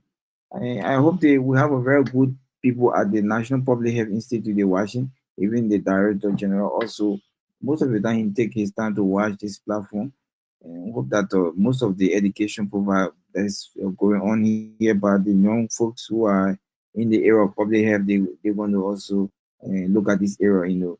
I'm very, very sure that the professional folks at the National Public Health Institute are very, very, they are qualified, and they're going to look at some of these things. I will go back to Joseph. Joseph was saying something. This issue of Liberia, this is almost like a debate from the two of you, Joseph and Lynchry, and the issue of Liberia establishing a meteorological agency.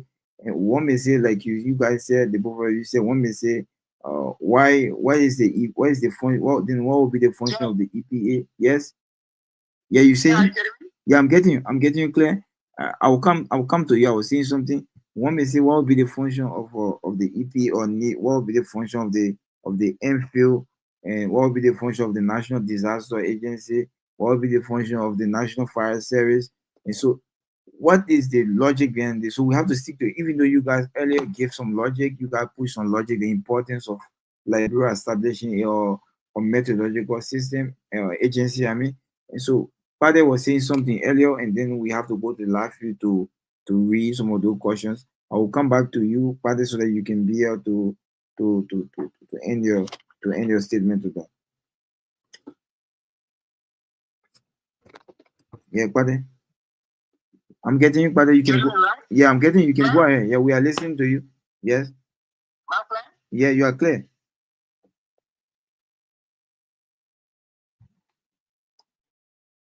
We are getting you. So we are getting you. Lynch, you can come in. While Father is trying to get, I don't know, internet issue is giving some problem. I don't know what's happening. But Lynch, you can come in and make your input to that. Additional input to your questions that you. So my question to you, Lynch, is that Remy, is that why link you guys are studying public health with your fee of study as a public health practitioners, with the kind of debate you are raising, you are encouraging government to go to. You guys are encouraging government to go to establish an agency of disaster agency. What is the importance of this linking this to public health? You as a public health practitioner, what I want to know the similarity. What link this to your career? Because I know it will be about having edge with the fact that you are doing advocacy in this area. It will be about you also making a significant contribution towards this particular agency. So giving some recommendations. So can you help us link this to your area of study? Yes, thank you, Ken. That's a really great one. I think our emphasis, since there has been on prevention, we said public health is more about prevention, right? So we have stated several damages that have been done, because there have been no sector or the agency, the meteorological agency we are talking about, it have not been established. And then we have stated that the damages that have been caused, right? So as a public health or student or specialist, I mean, we stop things from happening before it even happens, right? We stop things from happening before it even happens. So with this establishment of this meteorological agency, it will prevent some of these things from happening, like the flood. I mean, like the flood that we listed. I mean, Liberia has been facing a lot of floods lately. I mean, like all of these outbreak before it even reaches the level of being a pandemic, it can be managed, right? It can be managed if this particular agency is being formulated, and a lot more. We are more of prevention. That's why we've come up as health practitioners, as health students, to advocate for the founding of this, or the establishing of this particular agency in Liberia, because it helps. It's more about prevention. Before the thing happen, let's stop it from happening, right? Before the things happen, let's have matches. Let's have these key people. They have the hands-on experience. Let's have these particular things being running. I mean, people will say we have other agencies in Liberia that are responsible for this. Liberia, when you comparing systems, Liberia and Kenya, Liberia don't have a lot of agencies as compared to Kenya, but Kenya just implemented their Kenya Meteorological Department, like I've said. I mean, even the great United States that we look up to, these people, all of them have these agencies. They have these several agencies, because in as much as the problem they are solving, even in as much they are intertwined, in as much they are interrelated, they still have a bit of differences, and that differences that they have can cause a serious havoc, and that's why they are preventing. That's why they have these various agencies. So I mean, that's just it.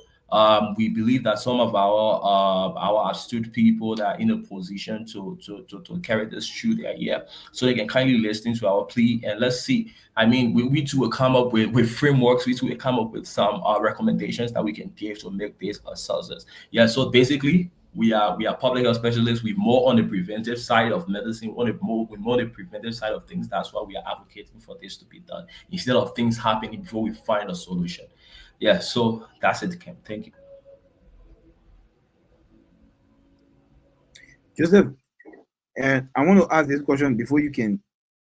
Joseph, are you getting me? Are you getting me, Joseph? Joseph is, I don't know, the internet. See if Seems it's like even with even WhatsApp. are no worse See if it's, than Liberia. yeah. Joseph, are you getting me? Joseph, are you getting me? Can you get me, Joseph? Yeah, I'm here. Yeah. So Joseph, I was asking this question, and this has to do with what I think you guys will, after this question, you guys will be able to conclude with the issue of the meteorological. We'll find a time to be able to discuss this better with the internet struggling with you. But why you? It could be different person, but why you guys? You guys are public health experts. What is the link with the? What would be the link of this agency to your career? Lindsay have already answered. He gave his answer. Do you have any other addition to make to that? Yes. Public health cut across. They cut across. You know, there are two pillars of medicine. You have the clinical medicine and you have the non-clinical Okay. and preventive medicine. So Okay. clinical and preventive medicine. So now when it comes to preventive medicine, Okay. you will see that it is not just about the issue of disease. It's about the disaster, and the natural disaster and hazards that also affect human existence. So that is why we too that are into public health and I have vast knowledge of disaster management the issue of outbreak management also. You cannot discuss public health in depth without discussing the issue of disasters. Normally disasters are divided into two areas. You have the Okay. man-made disasters and you have the natural disasters. On man-made, the way we have one portion is called the the, the biological, aspect. I would do biological with the issue of using disease condition to Okay. affect more population. So now while we are calling for, the establishment of the meteorological agency, is that disaster is of concern. It involves everybody. It places both the engineers, the chemists, the medical at risk. So if we public health experts, we public health students, we public health are striving and to become public health specialists tomorrow, come to this very hard reality, by calling on our national government or the partners to look in this direction, then it means that we are all at risk. And one day we'll get be that particular protocol as well, and we will just because we'll talk about the source of stroke and everything, or we probably will just because, and who knows, that could be any kind of monster. Anyway, some people like what happened in lost and being told. So basically, we also have this particular responsibility to call on national government to ensure that this particular agency is established. But then I will soon be leaving you guys. So let me just do my closing. Is that correct? Is that okay? Yes, you can do your closing, and in your Yeah, are you closing, getting me? I'm getting in your closing. You highlight the some of the importance of what we're discussing with the issue, the national disaster agency that you want government to establish. And then next, after that, please tell us in your closing, uh people who are watching, how can you be able to inspire people, students that are watching, about the importance of public health, studying public health, going to the area of public health. And last day, you be able to give us the importance of science and tech to the development of a country. Okay. So let me just conclude. In my conclusion, let us start with this show. How we can have this established. I want to be very honest. We already have the National Disaster Management Agency. So, calling for this particular establishment, we want to be sensitive here. So there are other agencies that are related. For example, before Okay. we had the issue of, you getting me? Yeah, I'm getting, yeah. I'm getting. Okay. So for example, we say the Ministry of Health and Social Welfare. That portion have been taken and sent to the general ministry. We currently have the Ministry of Information, Cultural Affairs, and Tourism. That three things combine: the information, cultural affairs, and tourism, and being told that the legislation to ensure that we have the National Tourism Authority, which is very good. So we already have the National Disaster Management Agency. So we can put two things here. There can be an amendment in the act that created the National Disaster Management Agency by ensuring that we have a lockdown added, and that arm is the meteorological arm. So it will be National Meteorological and Disaster Management Agency. So you know, only focus on that, we have to focus on meteorological agency. And how we can do that is what we need: the commitment of government, the political will. The group from the president or our legislators. So that also important, the commitment to our funding to ensure that anything that is done. I mean, the steps now to ensure that we develop it. Then next thing we have to develop the infrastructure. All these accurate weather forecasts that we see here and other places, they are using gadgets, and these gadgets are very costly. So it's very important getting the infrastructure done. Okay. So we need satellite and other weather stations that will help us. Then we need to treat people. People need to go out for studies because now you will not have the capacity to do the bidding of the mindset and viewers. So people have to go out and study in the particular areas. You need technical staff that will also help the operation that they want to get them. Then obviously you need to collaborate with international organizations, use their satellite station and other radar accurate weather conditions. So back to the issue of how can I inspire young people that are listening to this platform? I think that's very easy. Again. Your quest in moving a desire for failure. Okay. And these are things that have always drive us. These are things that always do our joy. So to become a very good public especially I will tell about it. For all who read biology, if we read biology with a master of medical school, today we are where we are now pursuing our master's in public health and possibly our PhD also in public health. For me, I'm praying for that also. So, but basically, I will advise the young person that you need to choose a career path just about the time you have entered the secondary school level. So when you are entering here, you want to be a public specialist, go for it. And our society has not accommodated us to a certain extent. Okay. But I mean, to a young person listening to me, follow your future, go for your bachelor's in public, go for your master's in public, and your PhD in public. You are then rooted in a particular field. But also, if you already have the first degree in biology, there's still a good day for you. It is not late. You can still set the basis now, pick up from there, and trust me, the future is very bright for you. Public health is just a big field in its own way. It's a virgin field, virgin to the large extent that there are other disciplines that are not offered by the University of Nigeria and Hospital that are not even being looked into. There are other fields, social and behavioral health. There are people who are public health counselors.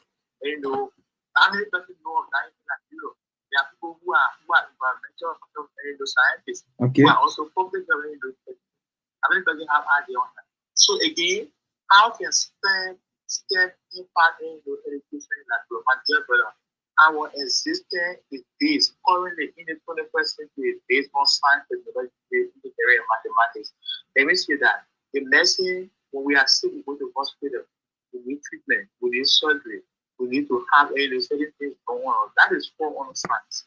So we can do with that technology. Now we are talking on this phone. How do you think it is possible? There are gadgets we are using. There are other secondary service providers that are able to connect here, even though they are difficulty. That's for on technology. So we can do away with technology. I mean, it's very impossible.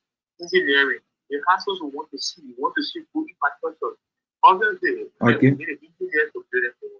And of course, mathematics is our day-to-day aspect. Those that are of business, we are here. So STEM is very important. It's a critical part of our existence. But again, if you don't get me, you know my internet and you don't have any problem. No, I think we're getting it was I think I'm very honored again for the privilege. And like you said, Ken, I'm looking forward to the time that we can really have a better internet system and tap into this particular agency family. I'm so grateful. Again, a good evening to you and to Madison. Please, accept my esteemed sentiments. Thank you so much. Thank you, Joseph. And I don't know, Madison, do you have any statement to make to Father before he can leave us? So I just want to say thanks to Joseph for the effort made, despite all of the internet hindrance. He made it through to have a say and contribute to the show tonight. So my dear brother Joseph, thank you for contributing, and I salute you. Have a great day there in Sierra Leone. Yeah, the molecular biologist. I'm looking forward to doing this. Thank you. You catch me your one after Okay, my dear brother. Joseph, again, thank you, Joseph. I hope you have a nice day there in Sierra Leone, and it's actually a good thing to have you today. Yeah, and that was thank you so much. Thank you for your show. Very, very proud of you there. Welcome. Thank you. And that was Joseph Molbakpade. He was speaking to us from Sierra Leone. And, his internet issue he was facing a serious internet issue from that end. He's a student at Jala University, Sierra Leone, studying public health with specialty in bioinformatics, and discussing. And one of the he and the two of them, Linshu here and Joseph are one of the key champion behind this issue of Liberia having the meteorological agency disaster, even though to manage a disaster that have to do with a meteorological disaster, and they have been here pushing this issue of the government looking into this direction. Folks, if you are just watching, this is Science and Society. We almost out of time. I will go to Madison. If Madison have any question to ask about what Lynch discussed earlier, then he can be able to ask question, anything like a recommendation that you have No, to make. Mohammed, I'm done for now. All of my questions have been dealt with, so I don't have question for now. Okay, so I mean, I will. This is we're coming close to the concluding part of the show today. On the live view, we want to take some comment from the live view. We have a lot of people following us.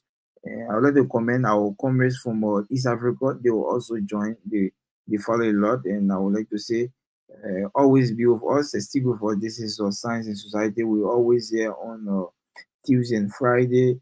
This program is sponsored by the I Have Liberia project in the US, headed by Dr. Mr. Randolph, Mr. Randolph, and Dr. Adam Cohen, Benjamin Rapopo, and the other folks from Hunter College. We have some of our friends watching us, and we'll see Wilfred Tanu Saki is saying, I see you guys, and Abraham Swa is saying, I'm following, and hope that our friend Abraham there in Turkey also following us. So I'll give some comment also from the other live view, and then we go to Linktree to close to make his part heavy his parting comment. And I see William Walker is saying, I'm interested in this program. William would like to say our Facebook handles are open to you. You can just inbox or reach out. We're going to tell you and tell us your interest, what the interest that you have in our program. We'll also be able to tell you what we can be able to make available for you. Andrew Pomo is saying, I'm following you from Zozo City. Thank you for the job well done. And he's following me from my home, Zozo, Lofa County. William Walker is saying, hi guys, and that these are the only comment that we have so far, new comment that we have so far. Folks, if you have any question, it's not still late. You can still send us your question about the topics we discussing. Lynch, our guest Remy will be able to answer the question. So Lynch is a student at Mount Kenya University in Kenya.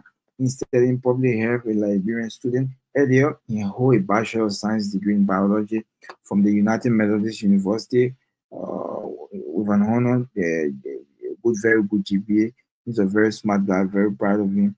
And so I'll go to him. He will be able to give us a parting comment, similar parting that Joseph follow. You'll be able to please give us in your concluding summary about this whole issue about your career, someone reading your area of constitution is important, and also giving the importance of what you're pushing for government to establish, that is the National Meteorological Agency.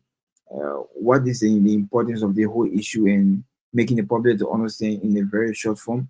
And students are watching, kids are watching, even others are watching, people who are followed are watching this platform.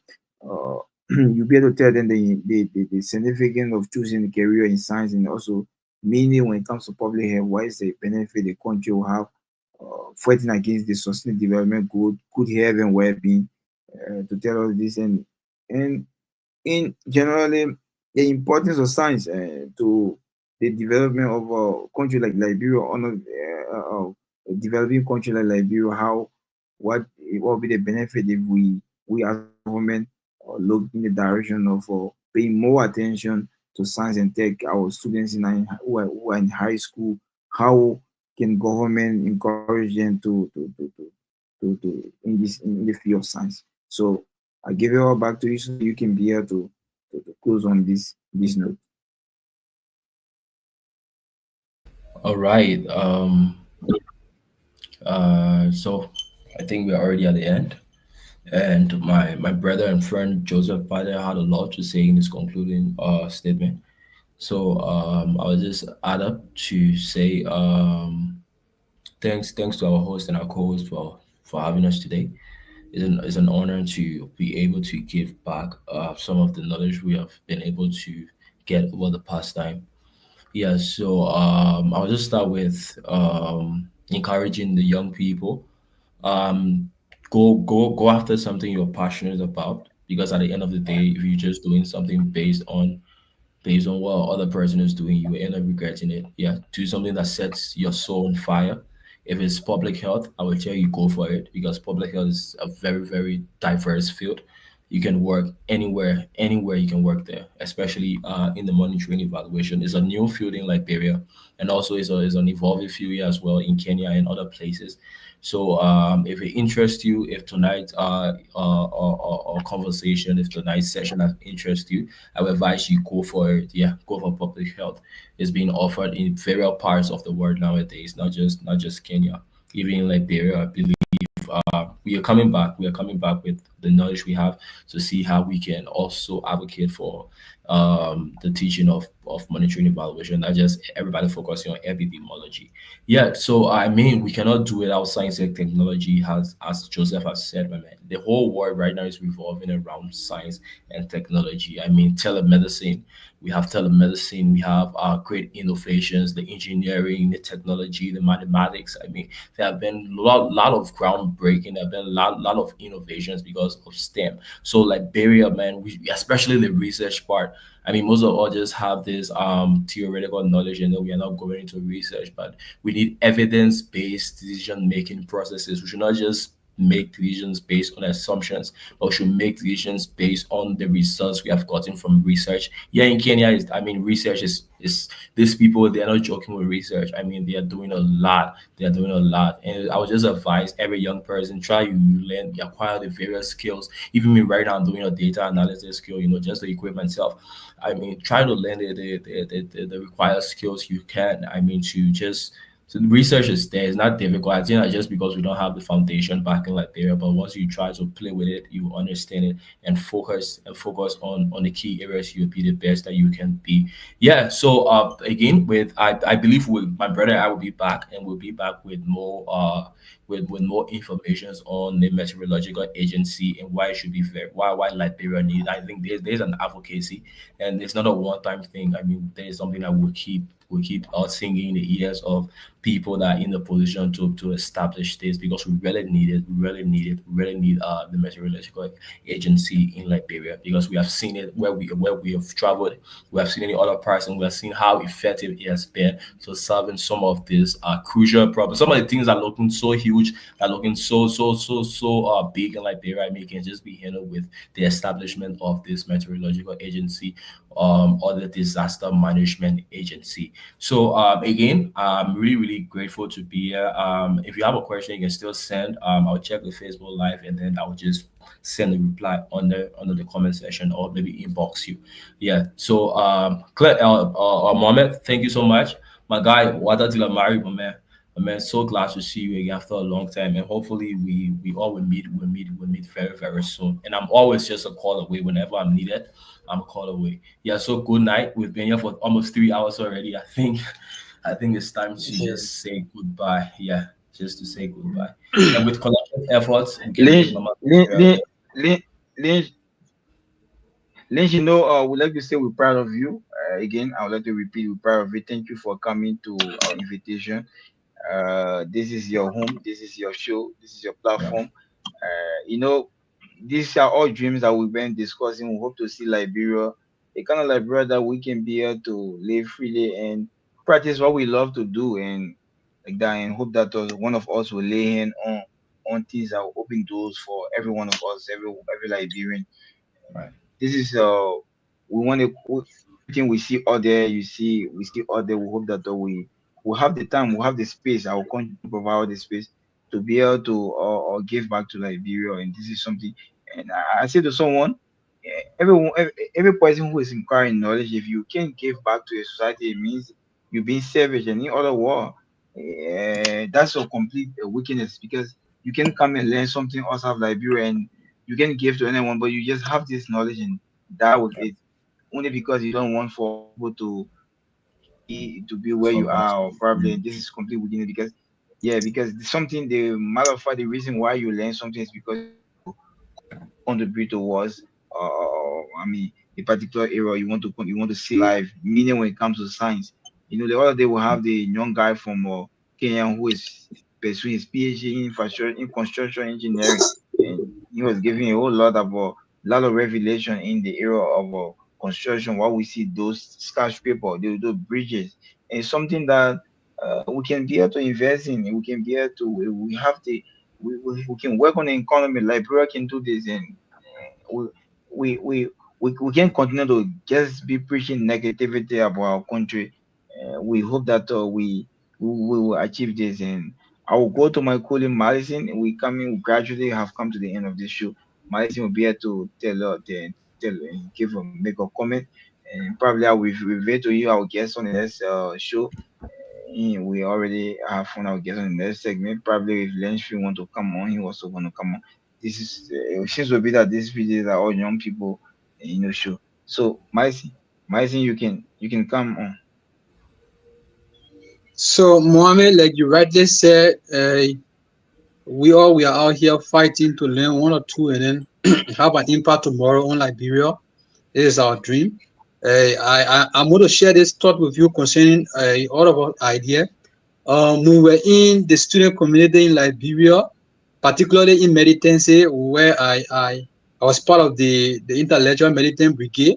There was this famous quote Okay. around student politics, and I think the quote was made by either H. Boyman Family or Professor Alari Topa, and the quote goes like this: a degree that does not have an impact on the people is a wasted degree.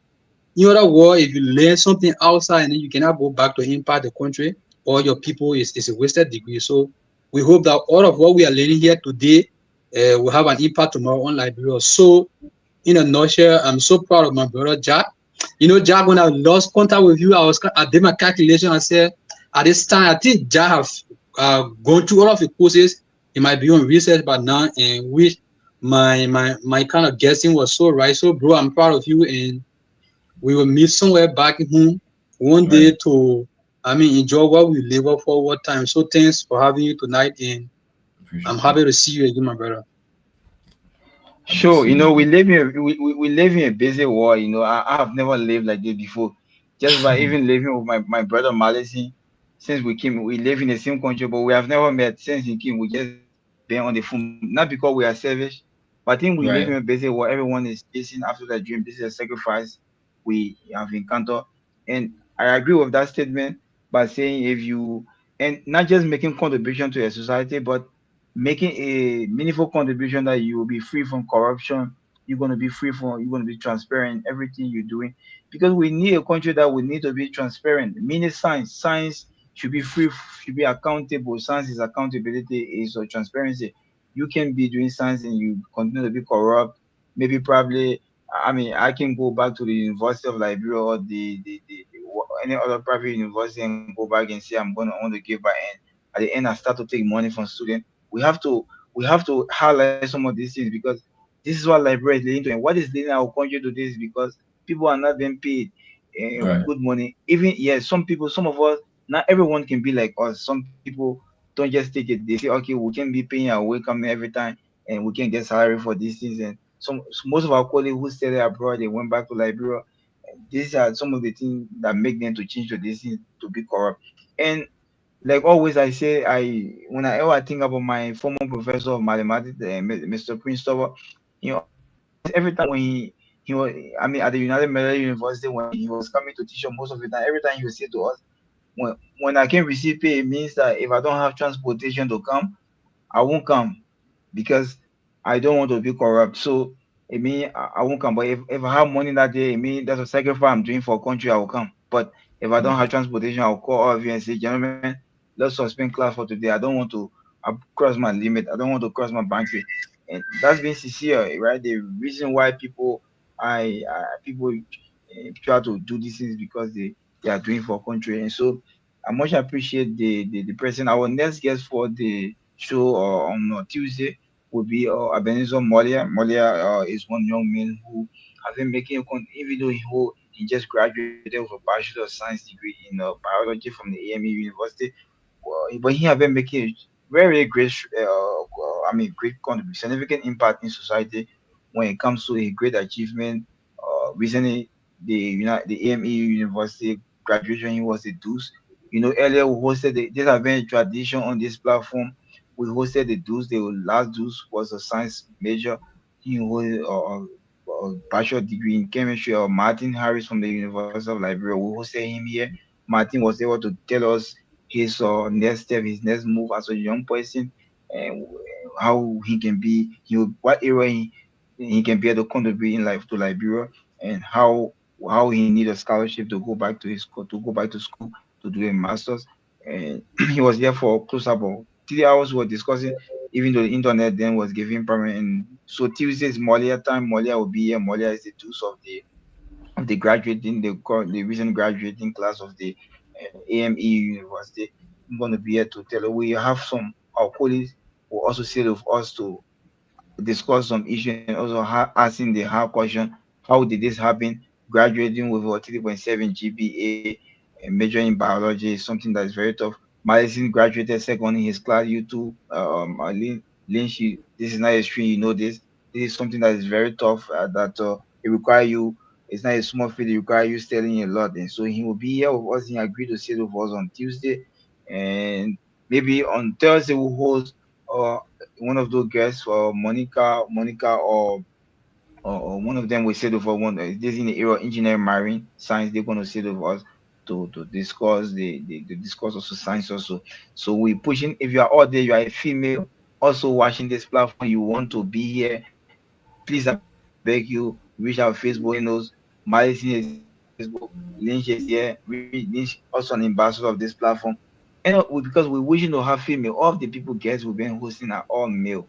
So we hope that we're gonna have female. Even with Molia, we're looking for a female that graduated very good GPA from his class. She also gonna sit with us also with Molia along with Molia. I'm really want. I think the last president of the association of the biology student association at AMEU, she want to be with us also. I'm really wanting to. I want to reach out to her so that she can be here to be here on Tuesday to discuss because these things we are discussing are all we need female inclusion. If we can include the females, it means that will be, we will not be, even be working towards the sustainable development goal, because the sustainable development goal can work without female inclusion, gender equality. So we need them, and we need them in the sciences. And we this is a cry. I'm crying out there to you guys. If you are a female out there and you want to come on, you have very good contribution in the sciences. Only in the sciences we want you to come on. Reach our Facebook handle. We'll tell you how it works. We want to discuss with you how this works. You don't have to give us money. This platform is purely for a science major to promote you to so that you can be able to speak to government on policy, scientific issue, policy issue. And this is all. And we I would like to say thank you for watching. Thank you for joining us for the folks. I really appreciate the support from the audience. I really appreciate the support from you guys. By the way, we also seeking a partnership. We seek a partnership out there to you if you want to help us come to our support. We want to reach to other community radio stations in Liberia so that we can be able to relay this program on community radio stations. We reach out to Hot FM. Hot FM have agreed to host us, but we need support. We need finance because we need internet. We need to pay them the airtime. It will be helpful for government. And one of the community radio station also assure they're going to give us free airtime, but they also need internet. So if you are out there, you are humanitarian. We're not saying give us this money, but we say you can provide internet for them so that they can be able to air our show. You can provide the airtime. Say, okay, I'll pay for this airtime every time. Negotiable airtime. We really appreciate. Thank you so much. It was actually a good show today. Lynch, thank you for coming. We're proud of you. Same as Madison. This is for country. Thank you for always being here. Cutting your sleep. This is look at the time. It's after 12. Even I think Lynch it should be very late to his sir. Yeah. But we always here. We are students and we here making a sacrifice for country. Thank you so much. And on the day we'll be here on Tuesday to be here with another fascinating edition of Science and Society. Thank you so much, guys. Bye bye. Thank you, guys. Bye. Bye from my end. Bye. Bye, everybody. Goodbye, everyone. Bye It was bye. a great time. Bye bye. Yeah, bye bye. It was a great time. Bye bye, guys, and it was a great show from our end here. Thank you so much, and hope that guys you follow on you're gonna follow on Tuesday. Tuesday will be here with another edition of Science and Society.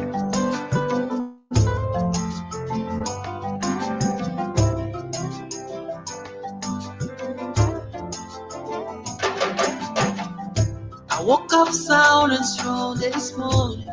A lot of questions on my mind.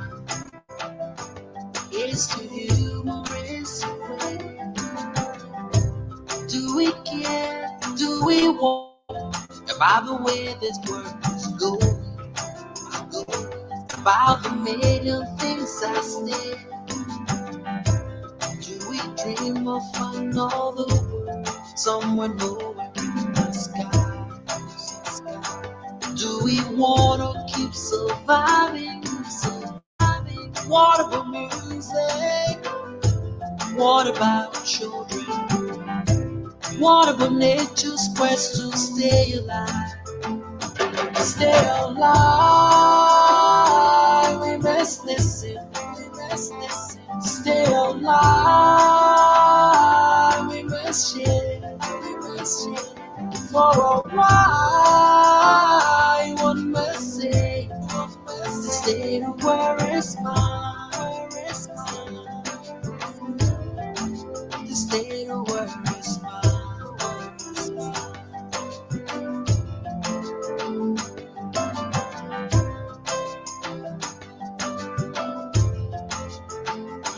And now every action say every day. No one wants to be weaker one. Wants to prize for the strong. Though we spill on grave or on blood, I'm right, we say I'm right. If history has taught us no lessons, is that we need to teach our children. Will the rebel be the strongest? What about music? What about children? What about steps and poverty? Stay alive, we must listen. Stay alive, we must share. For a while, one must say, stay to where is mine. Stay to where is mine.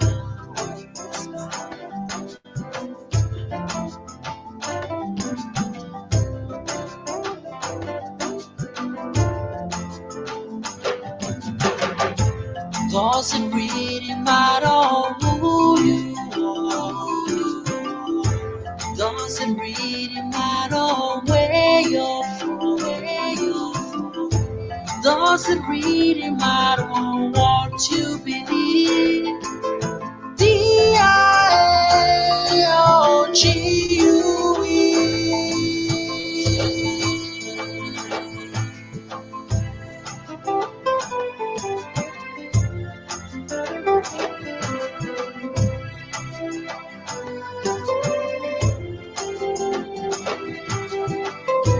What about music? What about children? What about nature's quest to stay alive? What about music? What about children? What about air steps and poverty? Stay alive, we must listen. Stay alive, we must share. For a while, one must say, the state of where is mine. This little world is mine. This little world is mine. This little world is mine. This little world is mine. This little world is mine. It's mine. It's mine. This little